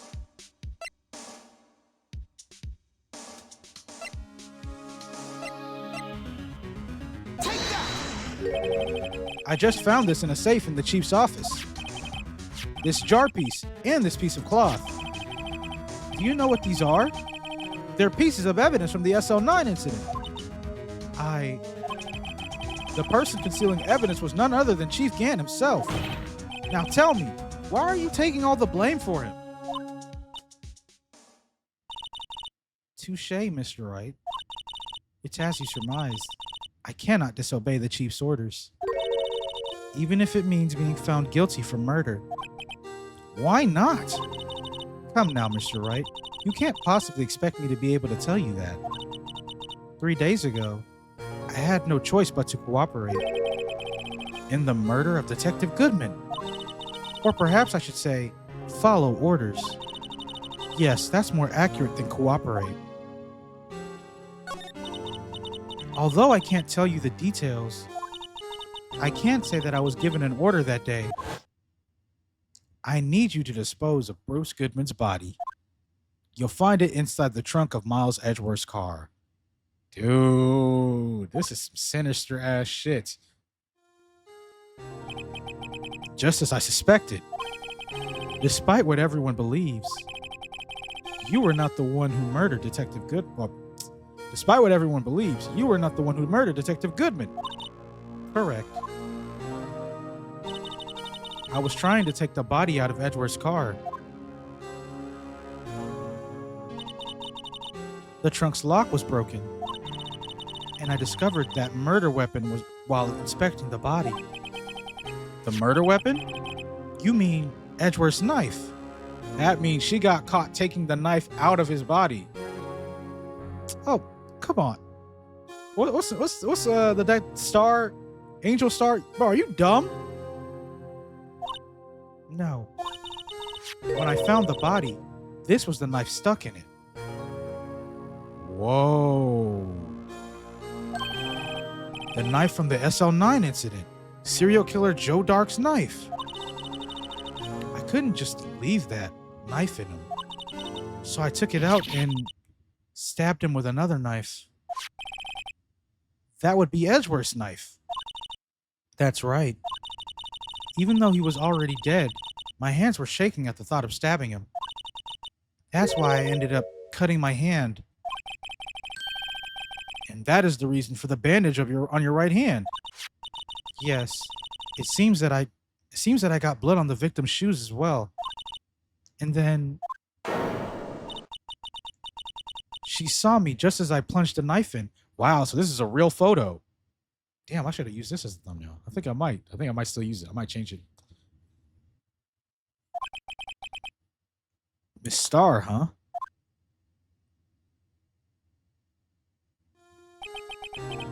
Why did you need to hide Dark's knife so badly?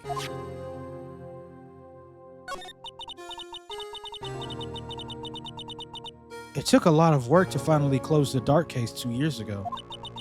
It was over with. I didn't ever want it to be opened again. My intent was to prevent that by whatever means possible. So, you hid Dark's knife? The weapon used to stab the detective was evidence in the Joe Dark case. If word got out, which it would, the reporters would have a field day with that. So you wrapped the knife in your scarf and hid it? In Edgeworth's exhaust pipe? Right. Then I called my sister to tell her what happened and to ask her to hide the knife that was inside my muffler. You asked Emma? I didn't want anyone on the force to know about this. That would explain why Emma is so confident about Lana's innocence. Speaking of phone calls, I had a bad feeling about one of them that day. A bad feeling? The truth is, after I received those orders from Chief Gant, the first thing I did was make a phone call. A phone call to Patrolman Jake Marshall. To Marshall?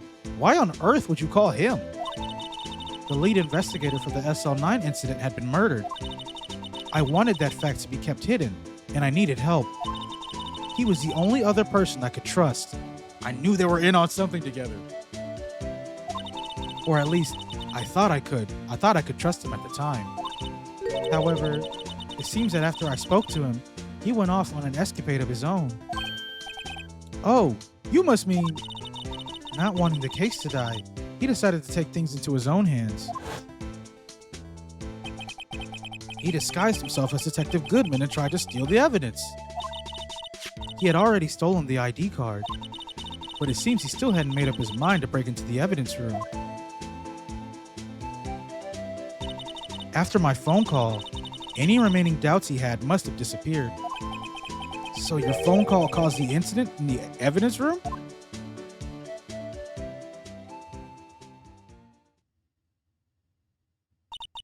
I'm afraid that's all I can tell you. But Lana, you've earned my respect, Mr. Wright, both as a defense attorney and an investigator. Now please, don't pursue this any further in court tomorrow. Tomorrow's trial. There's only one way to drive off Lana's demons. I've got to get to the bottom of everything. Ma'am, you do not know who I am. Murder Detective Goodman's real murder, or Murder Detective. Detective Goodman's real murderer.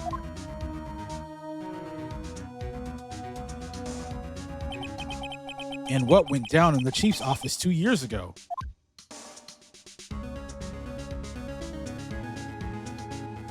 Woo! This episode is heating up.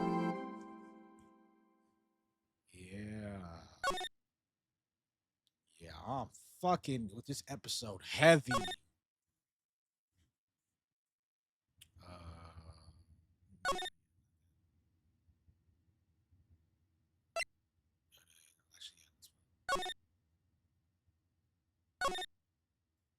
Yes, I'm fucking with this trial. I cannot wait for this. We finally have all the pieces. This is the final trial. If they do the trial in 2 parts again, oh no, they are gonna do it in 2 parts. So I'm gonna play the former, and then and then that'll be it for the video. Or maybe I should stop right here and then do both parts. Nah, I'll start the former.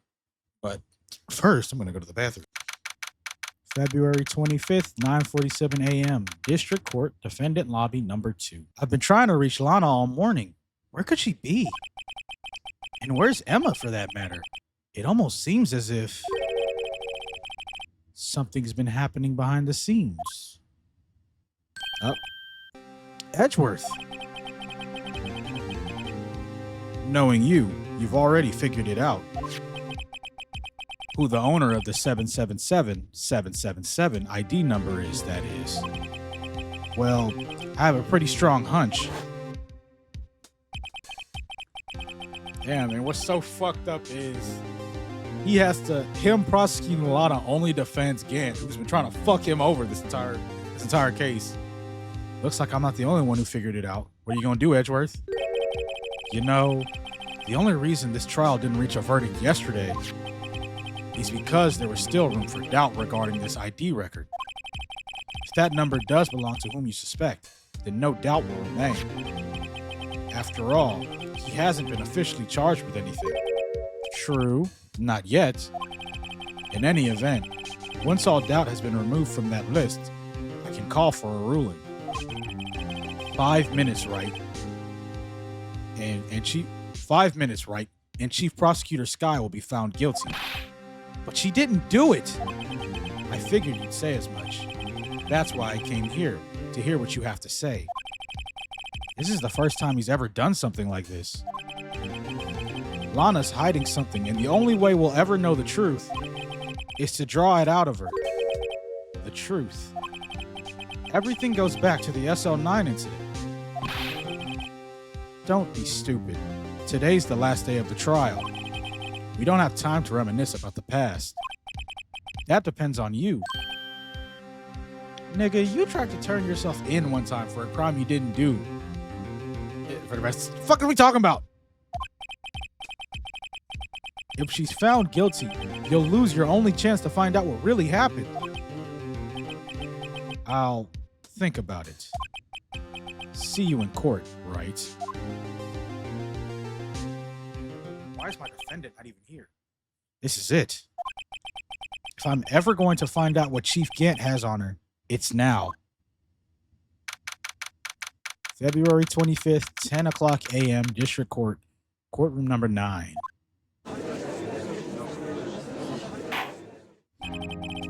Court is now in session for the trial of Miss Lana Skye. The defense is ready, Your Honor. The prosecution is ready, Your Honor. Normally, this is when the prosecution puts forth its opening statement. But before that, the police chief has a proposal to make. Chief Gant? What the fuck? Did he just fade in? Morning, folks. How's everyone doing? Hey, Udgy. Been back to the pool yet? No, I've been drowning enough as it is in my work. Oh, that's a good one. Don't think I can top that. If you don't mind me asking, Chief, exactly what is this proposal of yours?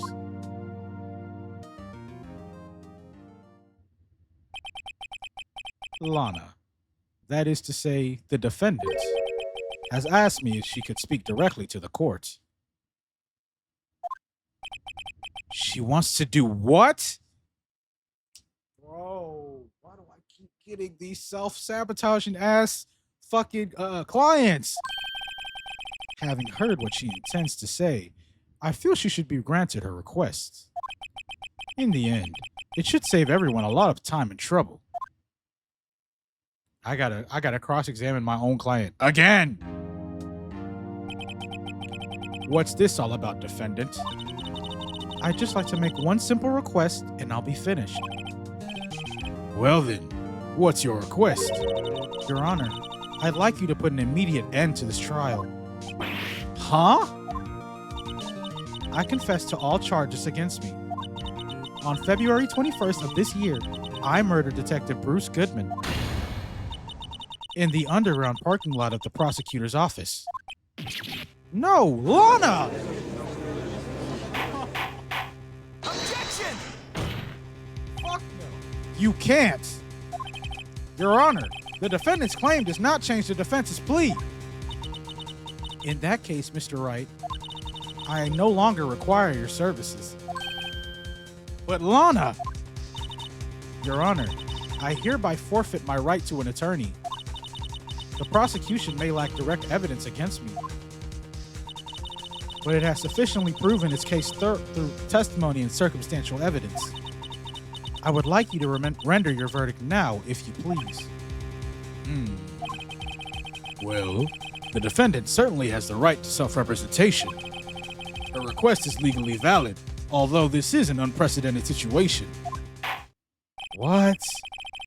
Indeed, it appears there's no further need to continue this trial, even if Mr. Wright may feel otherwise. This can't be happening. It appears the time for the verdict has arrived. This court finds the defendants. Objection! One moment, Your Honor. Mr. Edgeworth. The prosecution has not yet proven the defendant guilty beyond reasonable doubt. Any ruling at this stage would certainly be premature. Come now, Worthy. I understand this is a difficult time for you. But why don't you just be a good little boy and keep your mouth shut? Uh-oh. I don't think I care for your tone, Chief Gantz. What? Creating a fabrication to cover up your past mistakes. Sorry, but I'm no longer the naive little boy you would have me be. With this sudden confession from the defendant, it's obvious to me some kind of deal was struck behind the scenes. Some kind of deal, Not everyone operates as you do, Worthy. I thought so. Your Honor, the prosecution would like to change its first witness. Oh? To whom? Is it gonna be me? As its first witness, the prosecution would like to call Miss Emma Skye. I request the court hears her testimony. Mr. Edgeworth, I am exercising my right to self-representation. I don't think we need to continue. I don't care what you think, Miss Skye. The exposure of truth sometimes results in tragedy. However, no matter how tragic the truth may be, it would be an even greater tragedy to avert one's eyes from it. Okay, fucking Edgeworth, man. Some episodes you be pissing me off, but right now, this nigga is goated. The court shall grant the prosecution's request. That's okay with you, right, Chief Gantz? Worthy, you'll live to regret this. Mark my words. This nigga's making open threats in court. Come on. What kind of wacky ass courthouse is this? Miss Emma Skye, please take the stand. Looks like Edgeworth has decided to take the horse by the reins.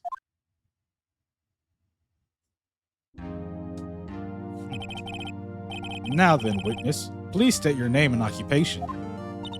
My name is Emma Skye. My occupation? I'm Lana's little sister, and I want to be a scientific investigator. 2 years ago, You encountered the serial killer Joe Dark of the Joe Dark killings. Is this correct? Yes. I'm trying my hardest to forget about that, though. I'm sorry, but I'm afraid I'm going to have to ask you to recall those events one more time. Mr. Edgeworth, please remember this trial concerns the murder of Detective Goodman. Is an incident that was resolved 2 years ago really all that relevant? Yes, it most certainly is. Well, okay then. So this is what it feels like to be on the side that's getting delays constantly by the judge. It's nice. You sure gave in fast. Now, please testify about what happened to you 2 years ago. The trip to yesteryear has finally begun. It's bound to lead to the truth behind this trial. Yesteryear? 2 years ago. I was waiting in my sister's office that day. A man came running in and took me hostage. Neil Marshall rescued me. But I'll never forget what I saw in that instant. The man raised up his knife and stabbed Mr. Marshall in the chest. That's not true. You got stabbed in the back, though. It's a good thing you weren't harmed. I passed out. I don't remember much. That's understandable. However, please tell me, Mr. Edgeworth, what does this testimony have to do with Detective Goodman's murder? That will soon become apparent, Your Honor. You've got to admire him for his courage, considering he has no evidence. But when I do it, everyone looks at me like I'm a dumbass. See, this is that glaze I'm talking about, bro. Very well. The defense may begin its cross-examination. 2 years ago. Look at that autopsy report. I don't even need to press her. I just look at the autopsy report. Stabbed in the back. There we go. That's all I needed to see. Single stab wound piercing heart and lung assessment. Died from blood loss in 10 minutes. Weapon was found. Weapon found and wound was missing tip.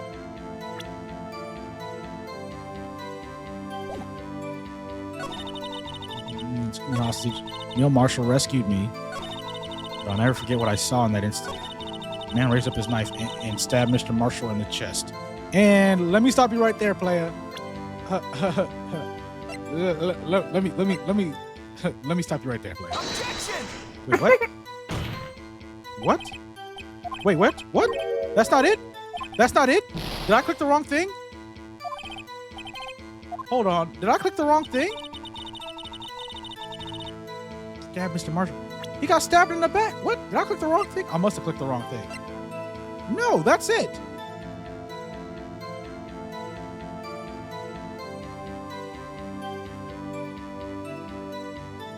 He was stabbed in the back. She just said it and stabbed Mr. Marshall. Hold it! That must have been a real shock. Even now when I close my eyes, I can still see it just as clearly. Tell us, what were you doing at that moment? I believe you testified that Joe Dark was holding you hostage. When lightning struck and the lights went out, Mr. Marshall jumped on Dark. I was thrown aside and the two began wrestling each other. I'm pretty sure I was watching them. Emma doesn't have any reason to lie, but Lana sure does. I need to get Emma to tell me as much about this as she can. Oh. Maybe that's why. Okay. Press everything then. 2 years ago, the defendant was a detective at the police department, correct? Yes. She was second in command under then Deputy Chief of Police Gant. My sister, she was the best detective ever. Yes, I remember. Deputy Chief Gant and Miss Sky used to be quite the pair. I believe they shared the same office. That's right. I'd always sit at my sister's desk and dream about playing that organ. I wanted to play it that day too. The police department and the prosecutor's office held a ceremony that day. Lana promised to take me to dinner after she finished her work.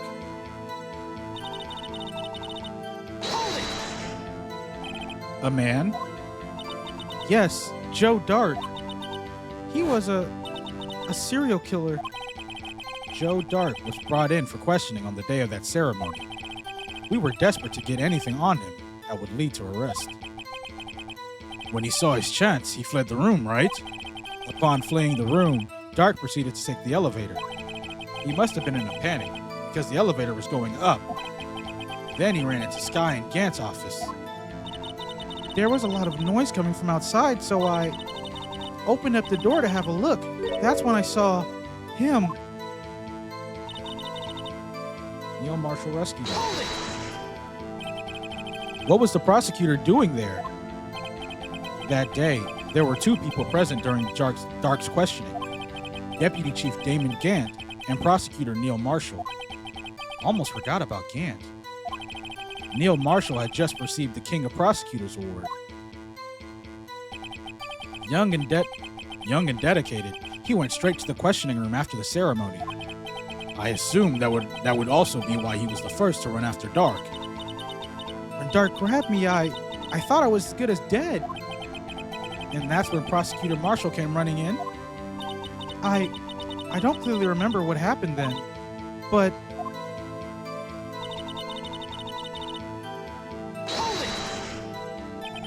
can you tell us about that?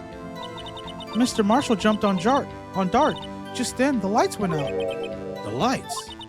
It was just about this time of year. There was a terrible storm going on, and lightning struck nearby. So the electricity went out. Wait a minute. If it was pitch dark in that room, you shouldn't have been able to see anything, right? Right, but just then, lightning flashed again outside. That sudden flash left an unforgettable image of the scene in my mind. I see. I told the detective about what I saw then. The detective? Yes, Detective Goodman. He was in charge of the case. Detective Bruce Goodman, the victim? So you spoke with Detective Goodman about this 2 years ago? Yes. That's what's so scary about this trial. And you told Detective Goodman about what you saw? Yes, but at the time, the words just wouldn't come out. That's why I drew a picture.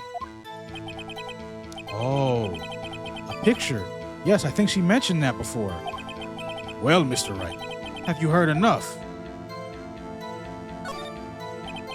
This picture the witness drew, I believe it has a very important meaning. Objection! But the list of evidence I was given 2 years ago didn't contain a picture. Witness, would you mind if we added this statement to your testimony? Yes, Your Honor.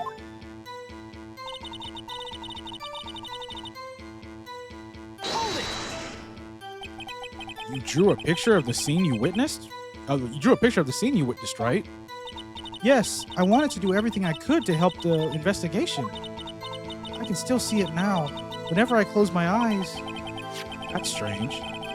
I took over the case after Prosecutor Marshall died, yet I never received any picture. Perhaps the witness is mistaken. But I did draw it. I swear, I'm not just imagining it. This picture that Emma drew, that reminds me. I guess I should check the evidence again. Well, anyway, let's continue. This scene that imprinted an image in your mind. Can you please describe it to us? The man. Okay. I know what I'm gonna press. I believe it's on the back of the evidence, correct? Rotate it.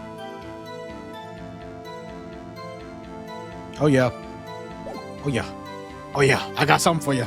Here you go. Objection! Mr. Edgeworth. This little girl put all her heart into drawing that picture. And yet, you would insist on denying its existence? Huh? Hey, I'm not the bad guy. All I'm saying is that as the prosecutor for that case, I wasn't handed such a picture. That may well be, but that doesn't mean it doesn't exist. Behold, this is the evidence list for the SL9 incident. Please turn it over, Your Honor. Turn it over. Turn it. Oh, what's this? Yes, what is that? Hey, that's it. That's the picture I drew. Indeed. Two men appear to be wrestling here. Objection! What's the meaning of this? What are you doing with that list? Me? Only the prosecutor in charge should have access to that list. Huh? These lists, they're different from each other. What? It would appear, Mr. Edgeworth, that the evidence list you were handed 2 years ago wasn't complete. These two lists fit together to form one. You can see the marks here where they were torn apart from each other. So you see, Mr. Edgeworth, it's quite obvious what happened. 2 years ago, only half of the evidence in that case ever reached you. What? What? Order! Order! But Miss Sky, why did you draw your picture on the back of such an important list? Because that's what Detective Goodman handed me in the questioning room, Your Honor. Wait a minute. If this list was torn in half, then that means... Your Honor! Are you all right, Mr. Wright? Your eyes are bulging from your head. If the evidence list was torn in half, then there might be more of the drawings on the back of Mr. Edgeworth's list. Yes, that's quite conceivable, Mr. Edgeworth. It's possible. Let's see.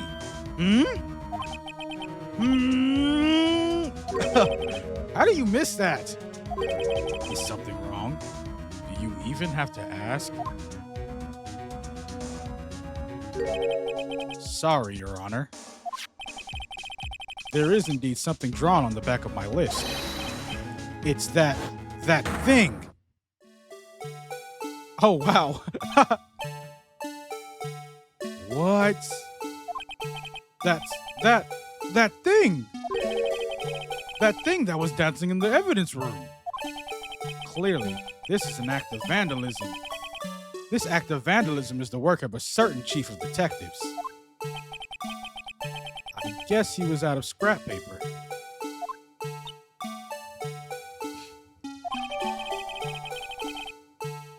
Evidence list restored and updated in the court record.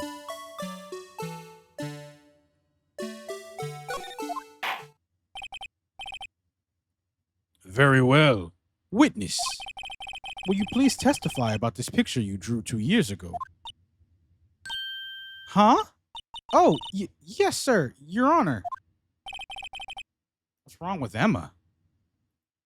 What did Gant say to her, man? She seems to be thinking about something when she was looking at the picture.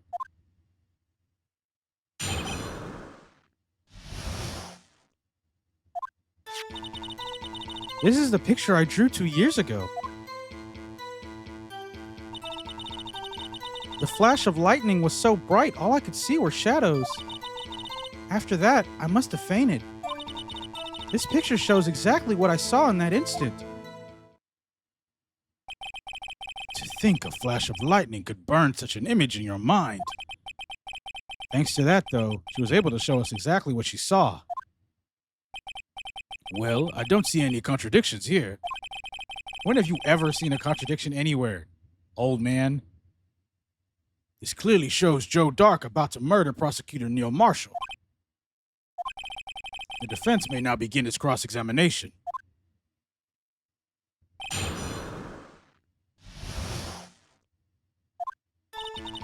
This is the picture I drew 2 years ago.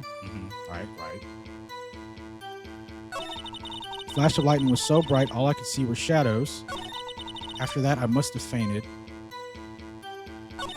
This picture shows exactly what I saw in that instant. Hold it! sorry for asking so many times, but are you sure you drew exactly what you saw?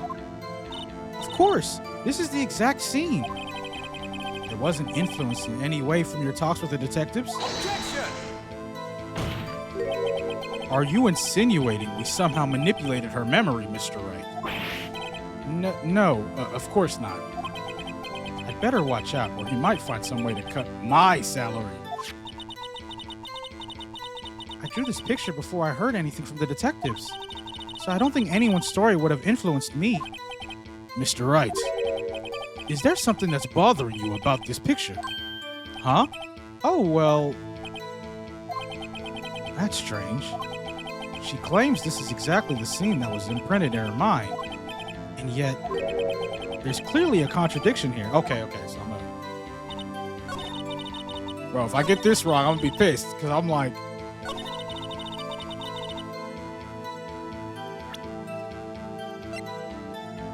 This better be it. Objection! Okay. I hate to be the bearer of bad news, but this picture the witness drew contains a blatant contradiction. What? But I still remember it just like it was yesterday. Mr. Wright, perhaps it would be faster if you simply pointed out this contradiction for us. What part of this picture contradicts the autopsy report?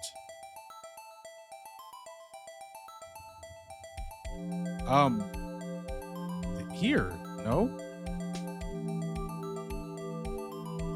That's an odd way of asking me. He got stabbed in the back. Take that! No. Fuck. Oh my god. Oh my fucking... This is so stupid. This is such a weird way for me to prove this. How do I prove... The issue is that she's not getting stabbed in the back. She got stabbed in the back. That's the contradiction. What other... Could be the... No, but she didn't draw out the weapon, clearly. Why would they make me prove it like this? I don't know what... How do I prove that he's getting stabbed in the chest? One at the knife? Take that! Okay, let me hear you out. This one I don't even see. So I don't even... Let me see what... The contradiction, of course, lies here. Take a look at the knife the man is holding. If you look closely, you can see its tip is broken. Oh, I thought it was just a shitty drawing. I'm not gonna lie. Okay, I guess that wasn't what I was going for, though. You can see its tip is broken. Even I don't have to look closely to see that, Mr. Wright. But Mr. Wright, look at the evidence. See the murder weapon? Its tip is broken too. If I recall, the tip of the knife was found broken off in the victim's body. It was a conclusive piece of evidence that proved Joe Dark was the murderer. I'm afraid it's not so simple, Emma. Objection! And where, pray tell, could you possibly see a problem? It's obvious, really. The victim suffered a single stab wound to the back. If the victim was only stabbed once, then the murder weapon should not yet be broken. Okay, that was a roundabout way of selling. Or, this nigga's facing him. He's facing. This is the dumbest way of going about that. But whatever. The logic tracks, I guess. When the murder weapon, yeah, that's right. Ah! What's the meaning of this? Perhaps the knife was broken beforehand. Objection! Sorry, but I'm afraid that's not possible. The tip of the knife was found inside the victim's body. If it was broken beforehand, it couldn't possibly wind up there. That's right. But what does this mean? The tip of the knife was undeniably discovered within the victim's body. The only possible explanation is the witness's memory is mistaken. Objection! That's why I asked her so many times if she was sure she remembered correctly. I believe you were annoyed at the time, but she was sure she remembered correctly. But there's no other way to explain this inconsistency. Objection! Not so fast, Mr. Edgeworth. There is another explanation. Have you forgotten already? About a little something called falsified evidence. You're treading on thin ice, Wright. All I'm saying is that this broken knife tip might be the piece of evidence that was forged. You can't deny the possibility. No. Ah! Order! Order! Order! Are you saying the investigation really was corrupted? Your Honor, nigga, you saw the You know what? Please allow me to once again go over the events that took place the day of the murder. The police department and the prosecutor's office were holding a ceremony that day. After receiving the King of Prosecutors Award at the ceremony, Neil Marshall requested Joe Dark along with Damon Gant. During his questioning, Joe Dark fled the room. Prosecutor Marshall chased after him and was killed by Dark. It is my belief that somewhere in this story, there is a lie.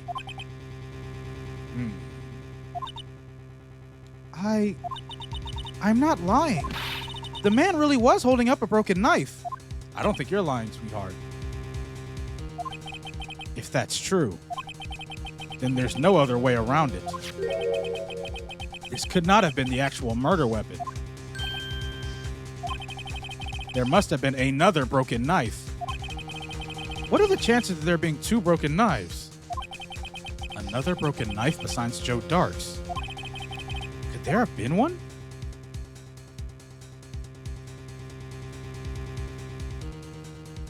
Another broken knife.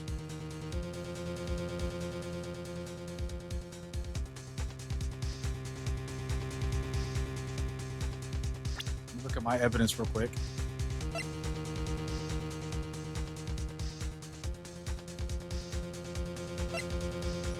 That has nothing to do with the 2 years ago case. So there's this. Nah.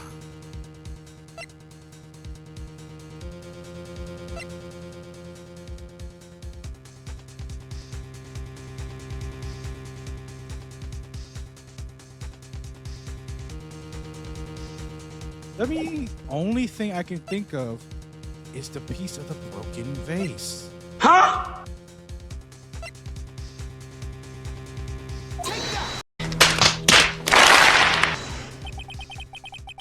Fuck!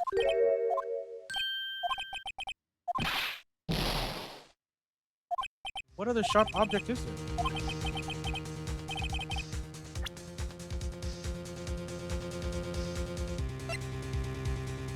Okay, I'm officially lost. We just said this wasn't the murder weapon. What other sharp object do we have?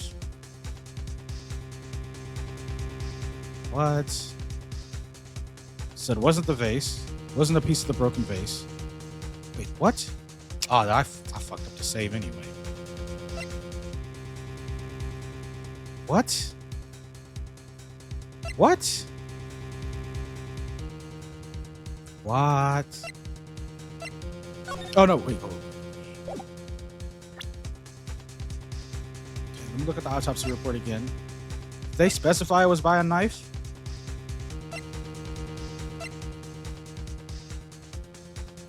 Knife tip was found in the wound. That doesn't mean it's just punctured. Is this thing even sharp enough?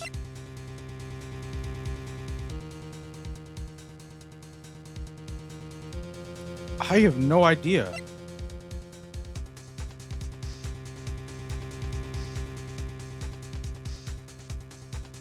Would it be? So do I present the picture? Yes, it is. The answer lies in the past. 2 years in the past. Right here inside this picture. This is a picture of the award ceremony. Ah! What is it, Mr. Edgeworth? It's the broken murder weapon. Notice the award prosecutor Marshall is holding. And that's why he stopped making them like that. That's A broken knife. As we earlier concluded, the knife in this drawing was not Joe Dark's knife. That being the case, the knife the witness saw was in all likelihood from this award. Wait, what? Order! Order! Order! Neil Marshall was awarded King of Prosecutors that day.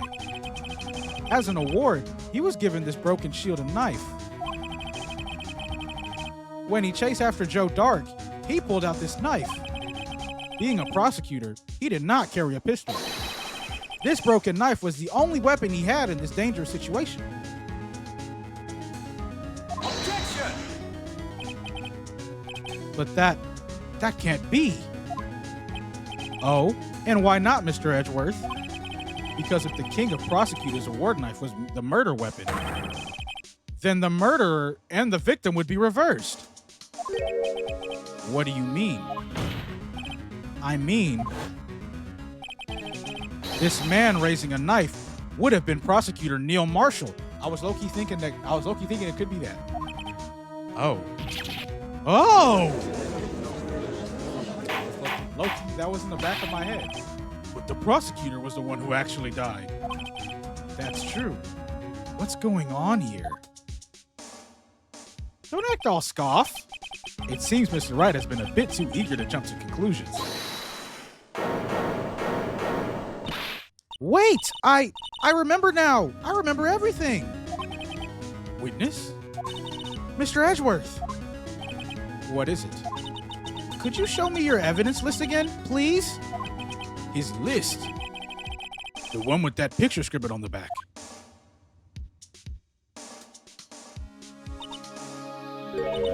I knew it! This picture. I'm the one who drew it. What? You drew that? That's right. The list wasn't torn in half at the time. I drew this picture. Wow, so that mascot really was there the whole time. This mascot sees everything. All this time I've been trying so hard to forget. I must have locked this part way deep inside me. Perhaps it would be best if we added this to the witness's testimony. Would you please tell us what you've recalled, Miss Skye? Yes, Your Honor. First the knife mix-up, and now the blue badger? This should be interesting. Okay.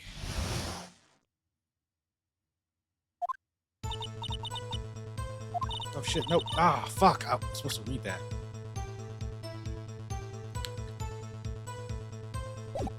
Oh, what the? Oh. This is certainly most unusual. Objection! Try impossible. The chief of detectives hadn't even designed him until this year. That would mean he didn't even exist until 2 years ago. Yes, well, the defense may now begin its cross-examination. Stop! Please, don't pursue this any further. Lana, what's the meaning of this? Please remain seated in the defendant's chair. But you can't do this. I've already confessed to the crime. Why can't you just leave it at that? Chief Prosecutor Skye, we've already come this far. It's too late to turn back. Silence! The defense will now begin its cross-examination. Bailiff, please detain the defendant. It seems we're finally getting to the core of the matter. Shit, I'll have to read all that again. I'll have to read all that again later. When I saw that man raise his knife, I panicked and rushed towards both of them. What? I think I knocked away the man with my knife. Wait, with my knife or the knife? Whoa, this is bonkers. Just then, there was another flash of lightning, and that's when I saw the blue badger. He wasn't in the room, but I'm sure I saw his shadow. What? Okay, I gotta press. Let me press. I don't even know what the contradiction is.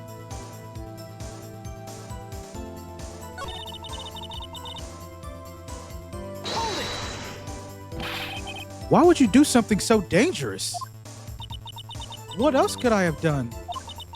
He was about to stab Mr. Marshall. She seems convinced that Dark was the one holding the knife. But as we've just theorized, Mr. Marshall was the one holding the knife. Well, I didn't know that at the time. When that Dark guy knocked me down, all I could think was, I've got to help that other person.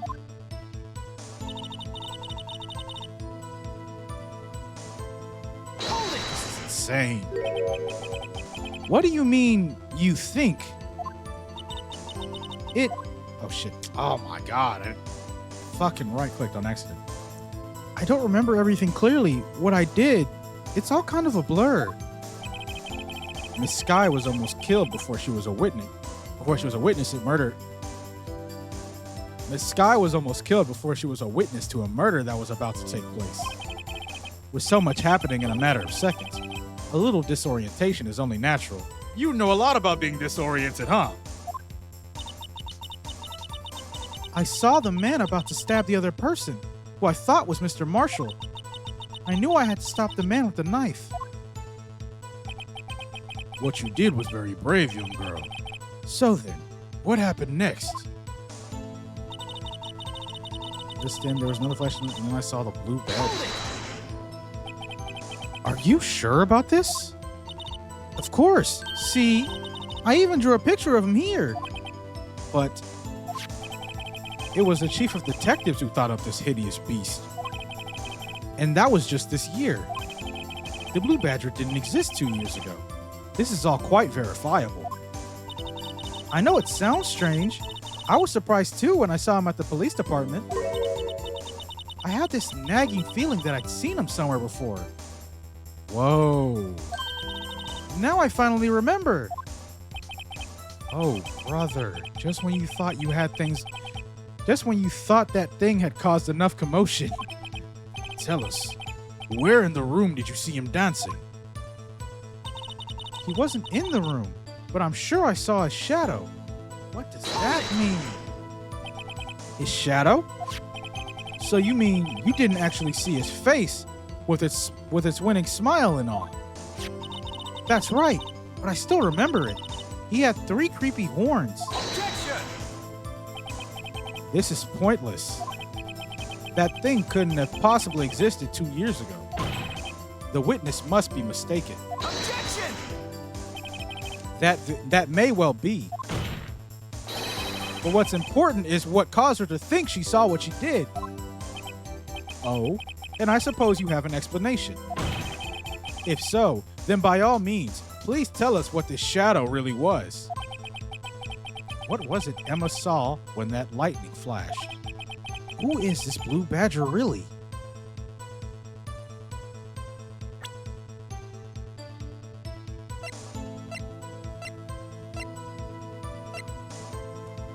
She saw a flash in a window. She saw 3 creepy horns.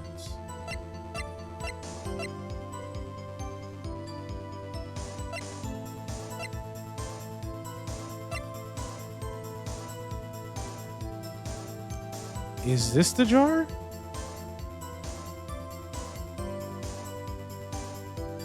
It might be the jar. No bullshit. No bullshit. It might actually be the jar.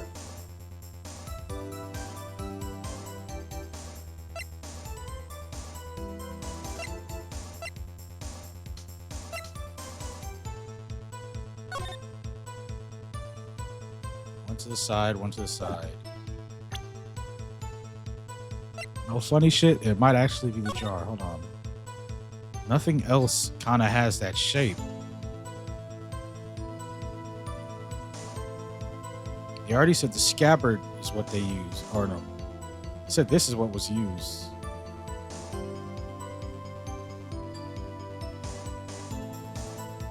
No funny shit, it might be the jar.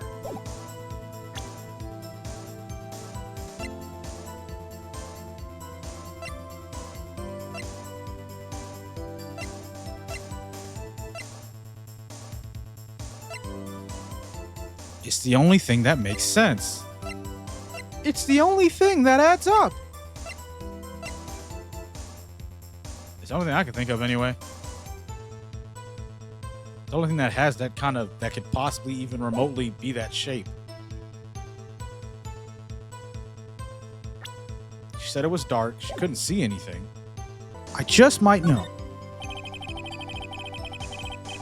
The blue badger hadn't even been dreamt up when Emma drew this picture. Yet she's certain she saw its shadow. Ladies and gentlemen, it is the defense's belief that on that... Oh my...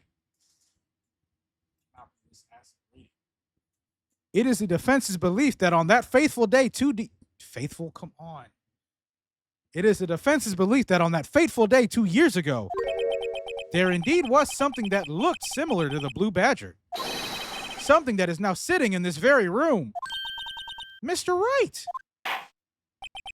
In this room. Very well, Mr. Wright. What is it that the witness saw in that instant? Please show us this mysterious blue badger look-alike. Please, for the love of God. I've chosen this thing like 5 times. Okay, that's right.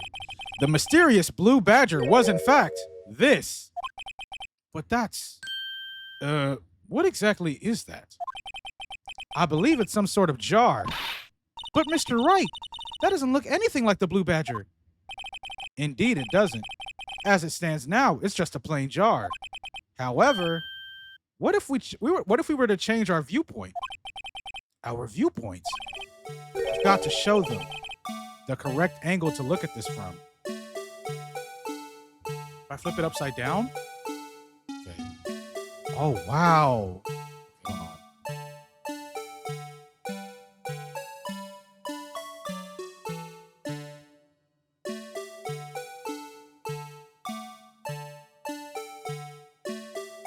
I think that would be it, no?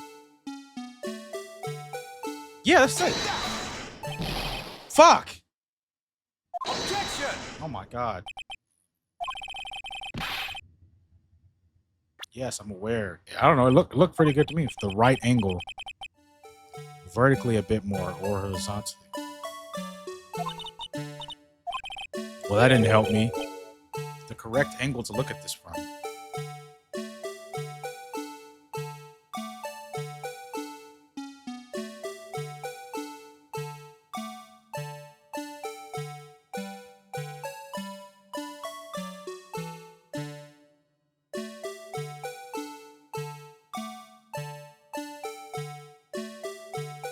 No, that doesn't work.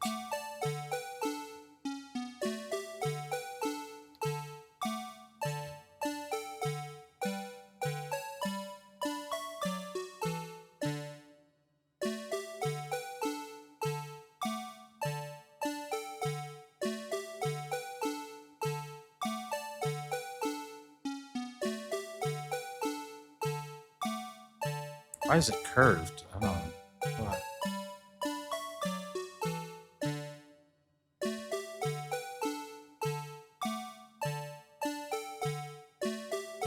I believe these are the 2 ears, and then that would be the, yeah. So it'd be like, why is it curved though? I don't like the way it's curved.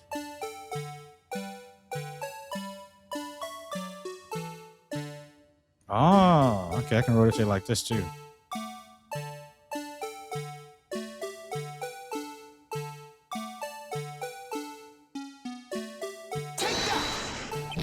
That's not right either? That doesn't look like it? Come on, that looks like it to me. Would this work? I doubt it. How was it standing up in his office? Okay, it's standing right side up. Yeah, I got no idea. I'm not gonna hold you. How do I make it look like the fucking badger?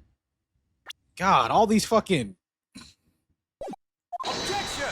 They want to get all creative on me with this shit. The correct angle to make it look like the blue badger. I truly do not know. Those are definitely the ears. What I'm confused on is the head shape. I've got to make it look more. How the fuck do I do that, Phoenix? There's too many ways to fucking rotate this. I don't know. Oh my God, this is actually infuriating. I have no idea how I'm gonna rotate this. Angle would make this thing look like the fucking blue badger. This looks like the angle to me. Hold on. Would this work? How is that not right? I have no idea what they want me to go for. I'm not seeing it. I don't fucking see it. Like, it looks close enough. Fuck. Use y'all's heads. How is this not it? I'll try one more time, and after that, I'm just gonna look it up because I do not know how the fuck they want me. Nah, this ain't that ain't right. That ain't right either. How is it not this? This, for the life of me, I don't get how this is not it.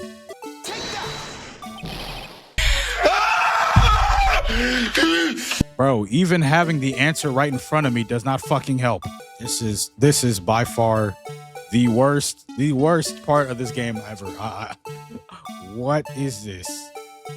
This is an abomination. Why would they make this puzzle this needlessly fucking tedious? Oh my goodness, bro. I'm about to pop a blood vessel. I'm literally cheating, and this is still difficult. They gotta be trolling. The developers gotta be trolling. There's gotta be a troll. Why would they make it this? Why would they not give a range of error or something?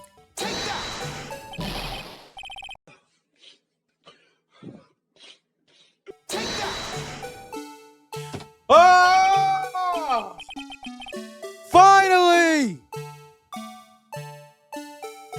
This was the stupidest fucking... Never. This is easily the worst part of this game ever. Holy fuck. Please tell me, for the love of God, there are no more retarded ass puzzles like this. I apologize for using that word, but fuck! Oh my God, man. I felt like I could feel my blood pressure going through the roof. Why did they make that puzzle so needlessly tedious? For what? Alright. Lock back in. Well, is this a miracle or what? You tell me, nigga. What the fuck is this?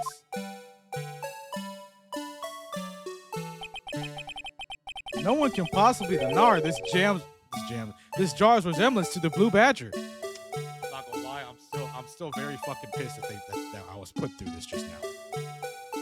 I'm trying to get back in the role. Because the story is fire. But this has been the worst part of this fucking episode.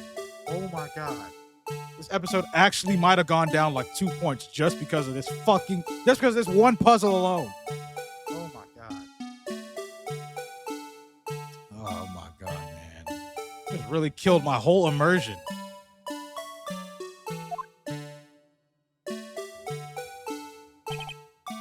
No. It can't be. Order! Order! The defense has proven its claim. The mysterious Blue Badger, witness on the day of the crime, was actually this. Objection! Although we all enjoyed Mr. Wright's dramatic performance, one question remains. What's your point? What do you mean? So that Badger thing was actually just a jar. That doesn't change anything. Objection! I'm afraid that's where you're wrong, Mr. Edgeworth. You see, this changes everything. Indeed. Very well then. Please tell us. What's different now that we know the witness saw this jar? No, I didn't mean to. Hold on. Allow me to take these in turn. At the moment of the murder, the witness saw this jar. At a very specific angle, I might add, Mr. Wright. Yes, well, knowing this, where could she have seen this jar? Where? The location of the jar is shown in a picture taken on the day of the crime. It's on a shelf in the office of Damon Gantz. Objection! But the body was found lying near Lana Sky's desk. The witness testified so herself. Objection! Yes, and it is these two facts that reveal what actually transpired. You see, the struggle between Dark and Marshall did not take place in Lana Sky's office. It happened on the other side of the room, in Chief Gantz's office. Objection! Are you implying the murderer moved the victim's body from Damon Gantz's office to Lana Sky's office? Yes. Why would he do that? There's no reason.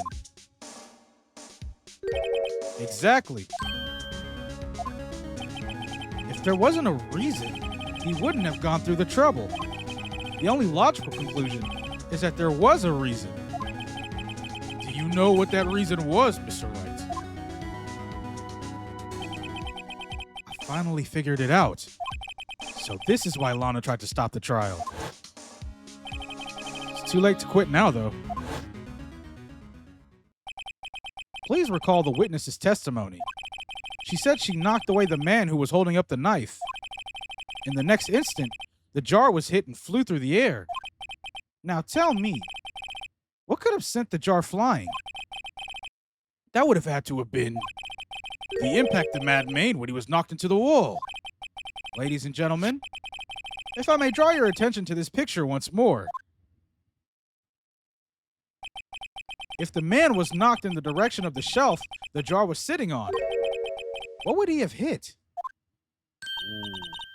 The suit of armor, holding a very sharp and dangerous looking sword.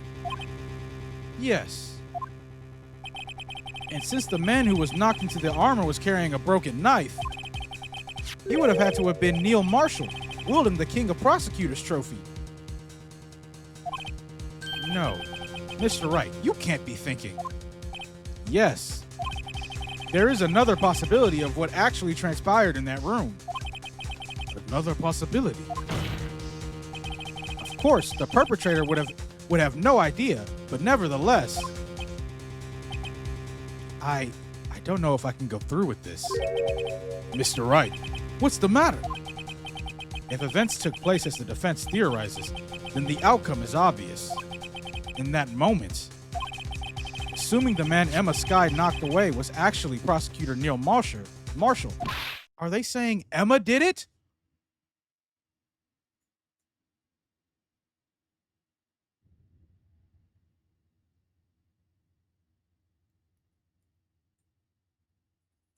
What? What? You mean Mr. Marshall died because of me? No! What? And that's where that. Oh, God.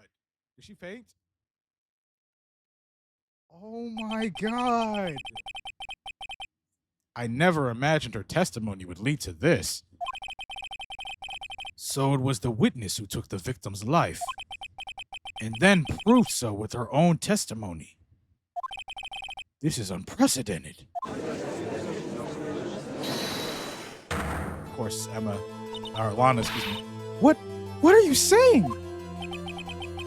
I'm sorry, Miss Skye, but given the circumstances, Joe Dark murdered Prosecutor Marshall. How can you think it was Emma? How dare you try to pin the crime on her? Imagine that coming from you. If you recall, it was you who admitted to forging evidence 2 years ago. The reason you moved Prosecutor Marshall's body was to keep anyone from finding out about what Emma did, wasn't it? I assure you, Mr. Edgeworth, I have no idea what you're talking about. If you hope to have anyone believe your insane allegations, I'm afraid you're going to have proof. Tell me, do you have any conclusive evidence that proves my sister killed Neil Marshall? Evidence? I'm willing to bet you don't. I do. Oh my God. And just like that, I went from being super fucking pissed, to being roped right back in. I'm in it. Hold on. I do, though. Yes. It certainly would be difficult to prove this with evidence. If we don't have evidence, then we'll have to rely on testimony. I'm afraid that won't work in this case. Both parties involved in the incident are dead. We certainly can't get dead people to testify. This has all been a wild goose chase from the beginning.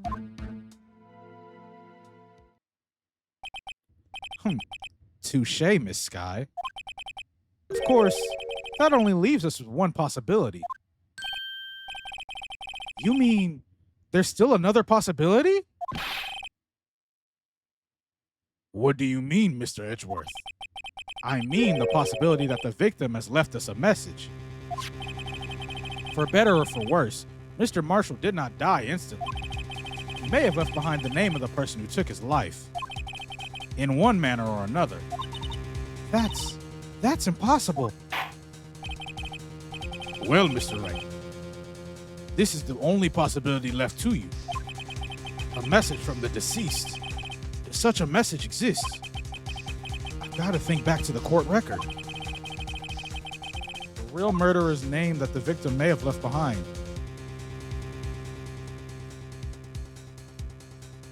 Whoa. That's why I knew she was protecting someone. I never realized it would be Emma. Not like this. Especially not like this. Is in the evidence. This message from the deceased is already in our possession. Mr. Wright, will you stop at nothing to prove my sister a murderer? Do not be mistaken, Miss Skye. Our purpose is not to accuse Emma of any crime. There is only one thing we seek: the truth. No matter how painful it may be. Now then, Mr. Wright, please show us the piece of evidence that conveys a message from the deceased.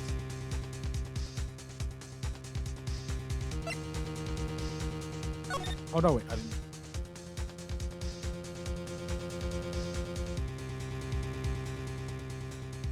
A message from the deceased.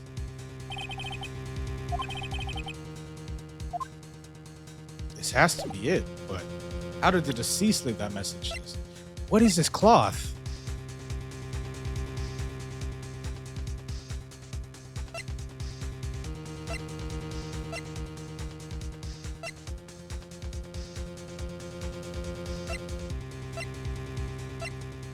I have to play it. I don't know. This is the only thing I have.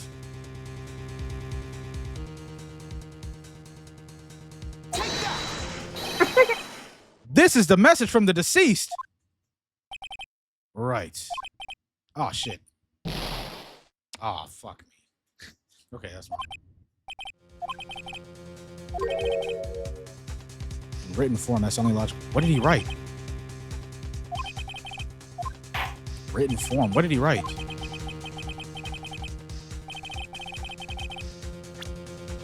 What did he write? Can't be that. Can it?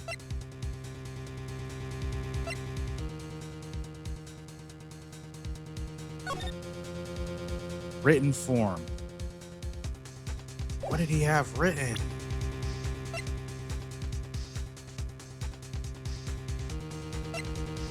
Something in written form.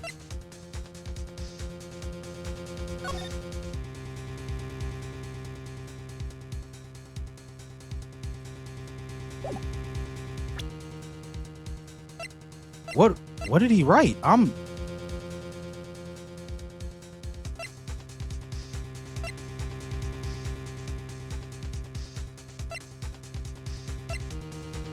This is my only guess.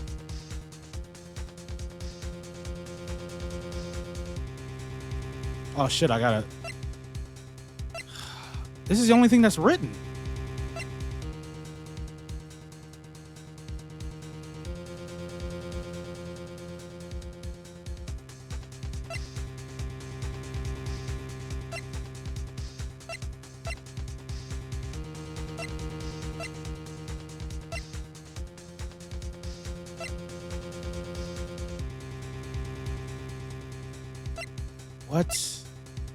What?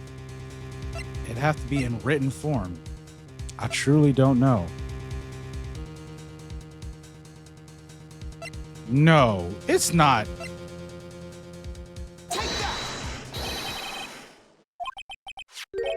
This is that blue badger from before, right? It is. Oh, is he going to just speak the killer's name? If that thing could, I'm sure it would. Looks like everyone's forgotten this is just a jar. A message was left here, on the surface of this jar. So was my suspicion of Damon Gant, was he just really just protecting the Sky Sisters? Nah, there's got to be more to this. Because why did he have to kill? He's still a piece of shit. He's still a piece of shit, but maybe Emma did this. He realized what Emma did, decided to help her do it, but is holding it over her. I don't know. Because Gant still plays a part in this. He's just too fucked up not to. He's clearly holding Emma hostage. Or Lana hostage. I think? Fuck, I don't know anymore. My mind has been fucked with. A message was left here on the surface of this jar. What do you mean? If you look closely, you can see a faint trail of blood on this jar. It looks like someone wiped the blood away. Luminol. Yes, but notice. For some reason, the blood on some of the fragments was not wiped away. Yes, there is a line here, drawn in blood. So what you're saying is these dots were once lines. Prosecutor Marshall did not die instantly. He used the few precious moments left to him to leave behind a message. One that someone apparently wiped away. But blood must have seeped into the jar where the lines changed directions. Precisely so. All we need to do is connect these points, and the victim's message will become apparent. No! Mr. Wright, what kind of message did the victim leave for us? Your Honor, I believe the bloodstains will reveal to us the answer. Gotta connect these dots to make letters. Another fucking puzzle. Okay. There's only one thing the victim would have written given the circumstances. His murderer's name. Have to connect the dots. E-O. No. Okay, not like that. Undo. Okay. I see now. Oh, way. Really is writing Emma. No. He probably didn't even realize it's a streak.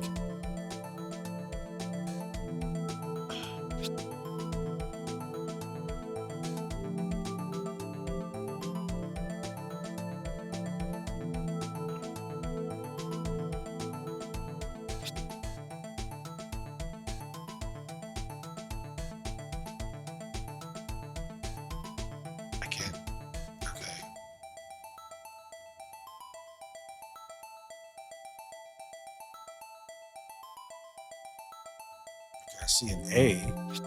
Oh, no, wait. No, undo that.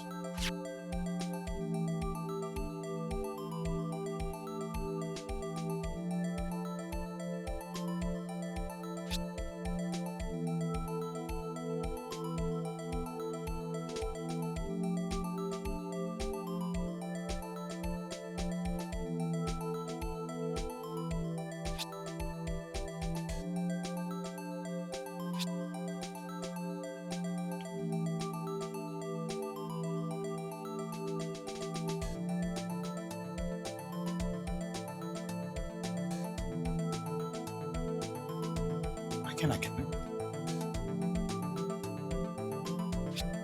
Oh, there we go. Wow. Hold on. Is Emma's name spelled with 3 letters? Just check this cloth real quick. Yep. Wow. Damn, I'm actually kind of sad. I really don't want to do this. Take that! It's a defense attorney's duty to prove their client's innocence. That's why all I've been thinking about is saving Lana. After all my efforts, I never thought it would turn out like this. Dude, I don't like this at all. Emma. So this is the final message Prosecutor Marshall left behind.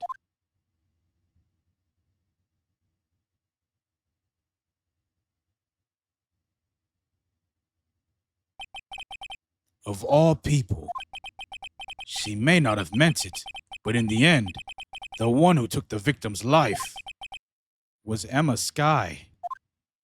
Yo, what? This is the best episode I ever played. This is why oh, hold up. Seaworthy? Can't say I didn't warn you. Here this smug bastard goes. Chief Gant, do you understand the implications of what you've done? What? What are you talking about? 2 years ago, Joe Dark was sentenced to death. He was convicted because of his final murder. I believe you were the prosecutor in the case, were you not? Yes, Worthy. Because of you, an innocent man was sentenced to death. What? Not only that, but you used forged evidence to ensure his conviction. Objection! But Joe Dark really was a serial murderer. That's undeniable. I'm afraid that's not important. Didn't you know? We aren't defenders of justice. What? We're merely keepers of the law. Sentencing a man to death is no light matter, even if there wasn't any cover-up or evidence forgery. Ultimately, the responsibility falls on the prosecutor in charge. Despite what anyone may say, this fact cannot be denied. What's going on at the prosecutor's office? They might have sent an innocent man to his death. How can he just stand there like it wasn't his fault? Order! Order! Order! The gavel's pounding fell on deaf ears. Unable to settle the crowd, the judge declared a recess. Where this trial is headed, no one knows.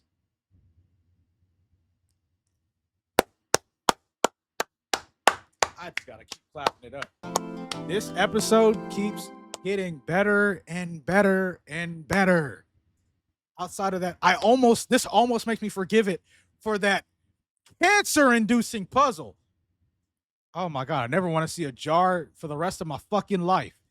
But holy shit, that episode was amazing. Oh my gosh.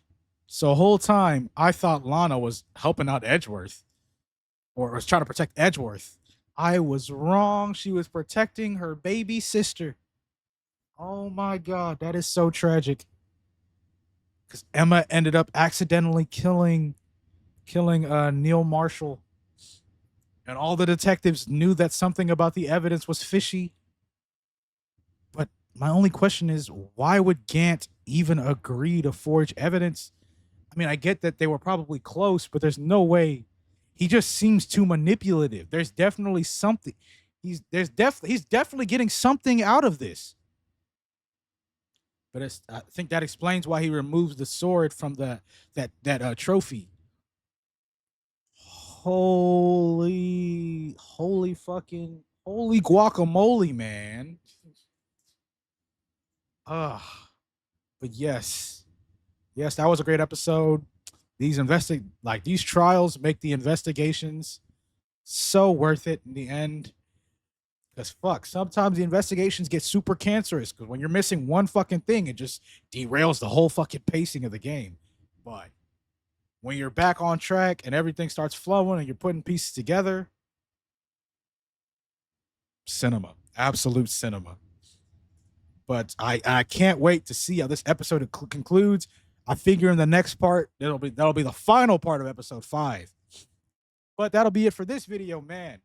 If you watched this far, that means you liked the video. So like the video, subscribe to the channel if you're new. And until next time, man, I'll see y'all again. Thank y'all.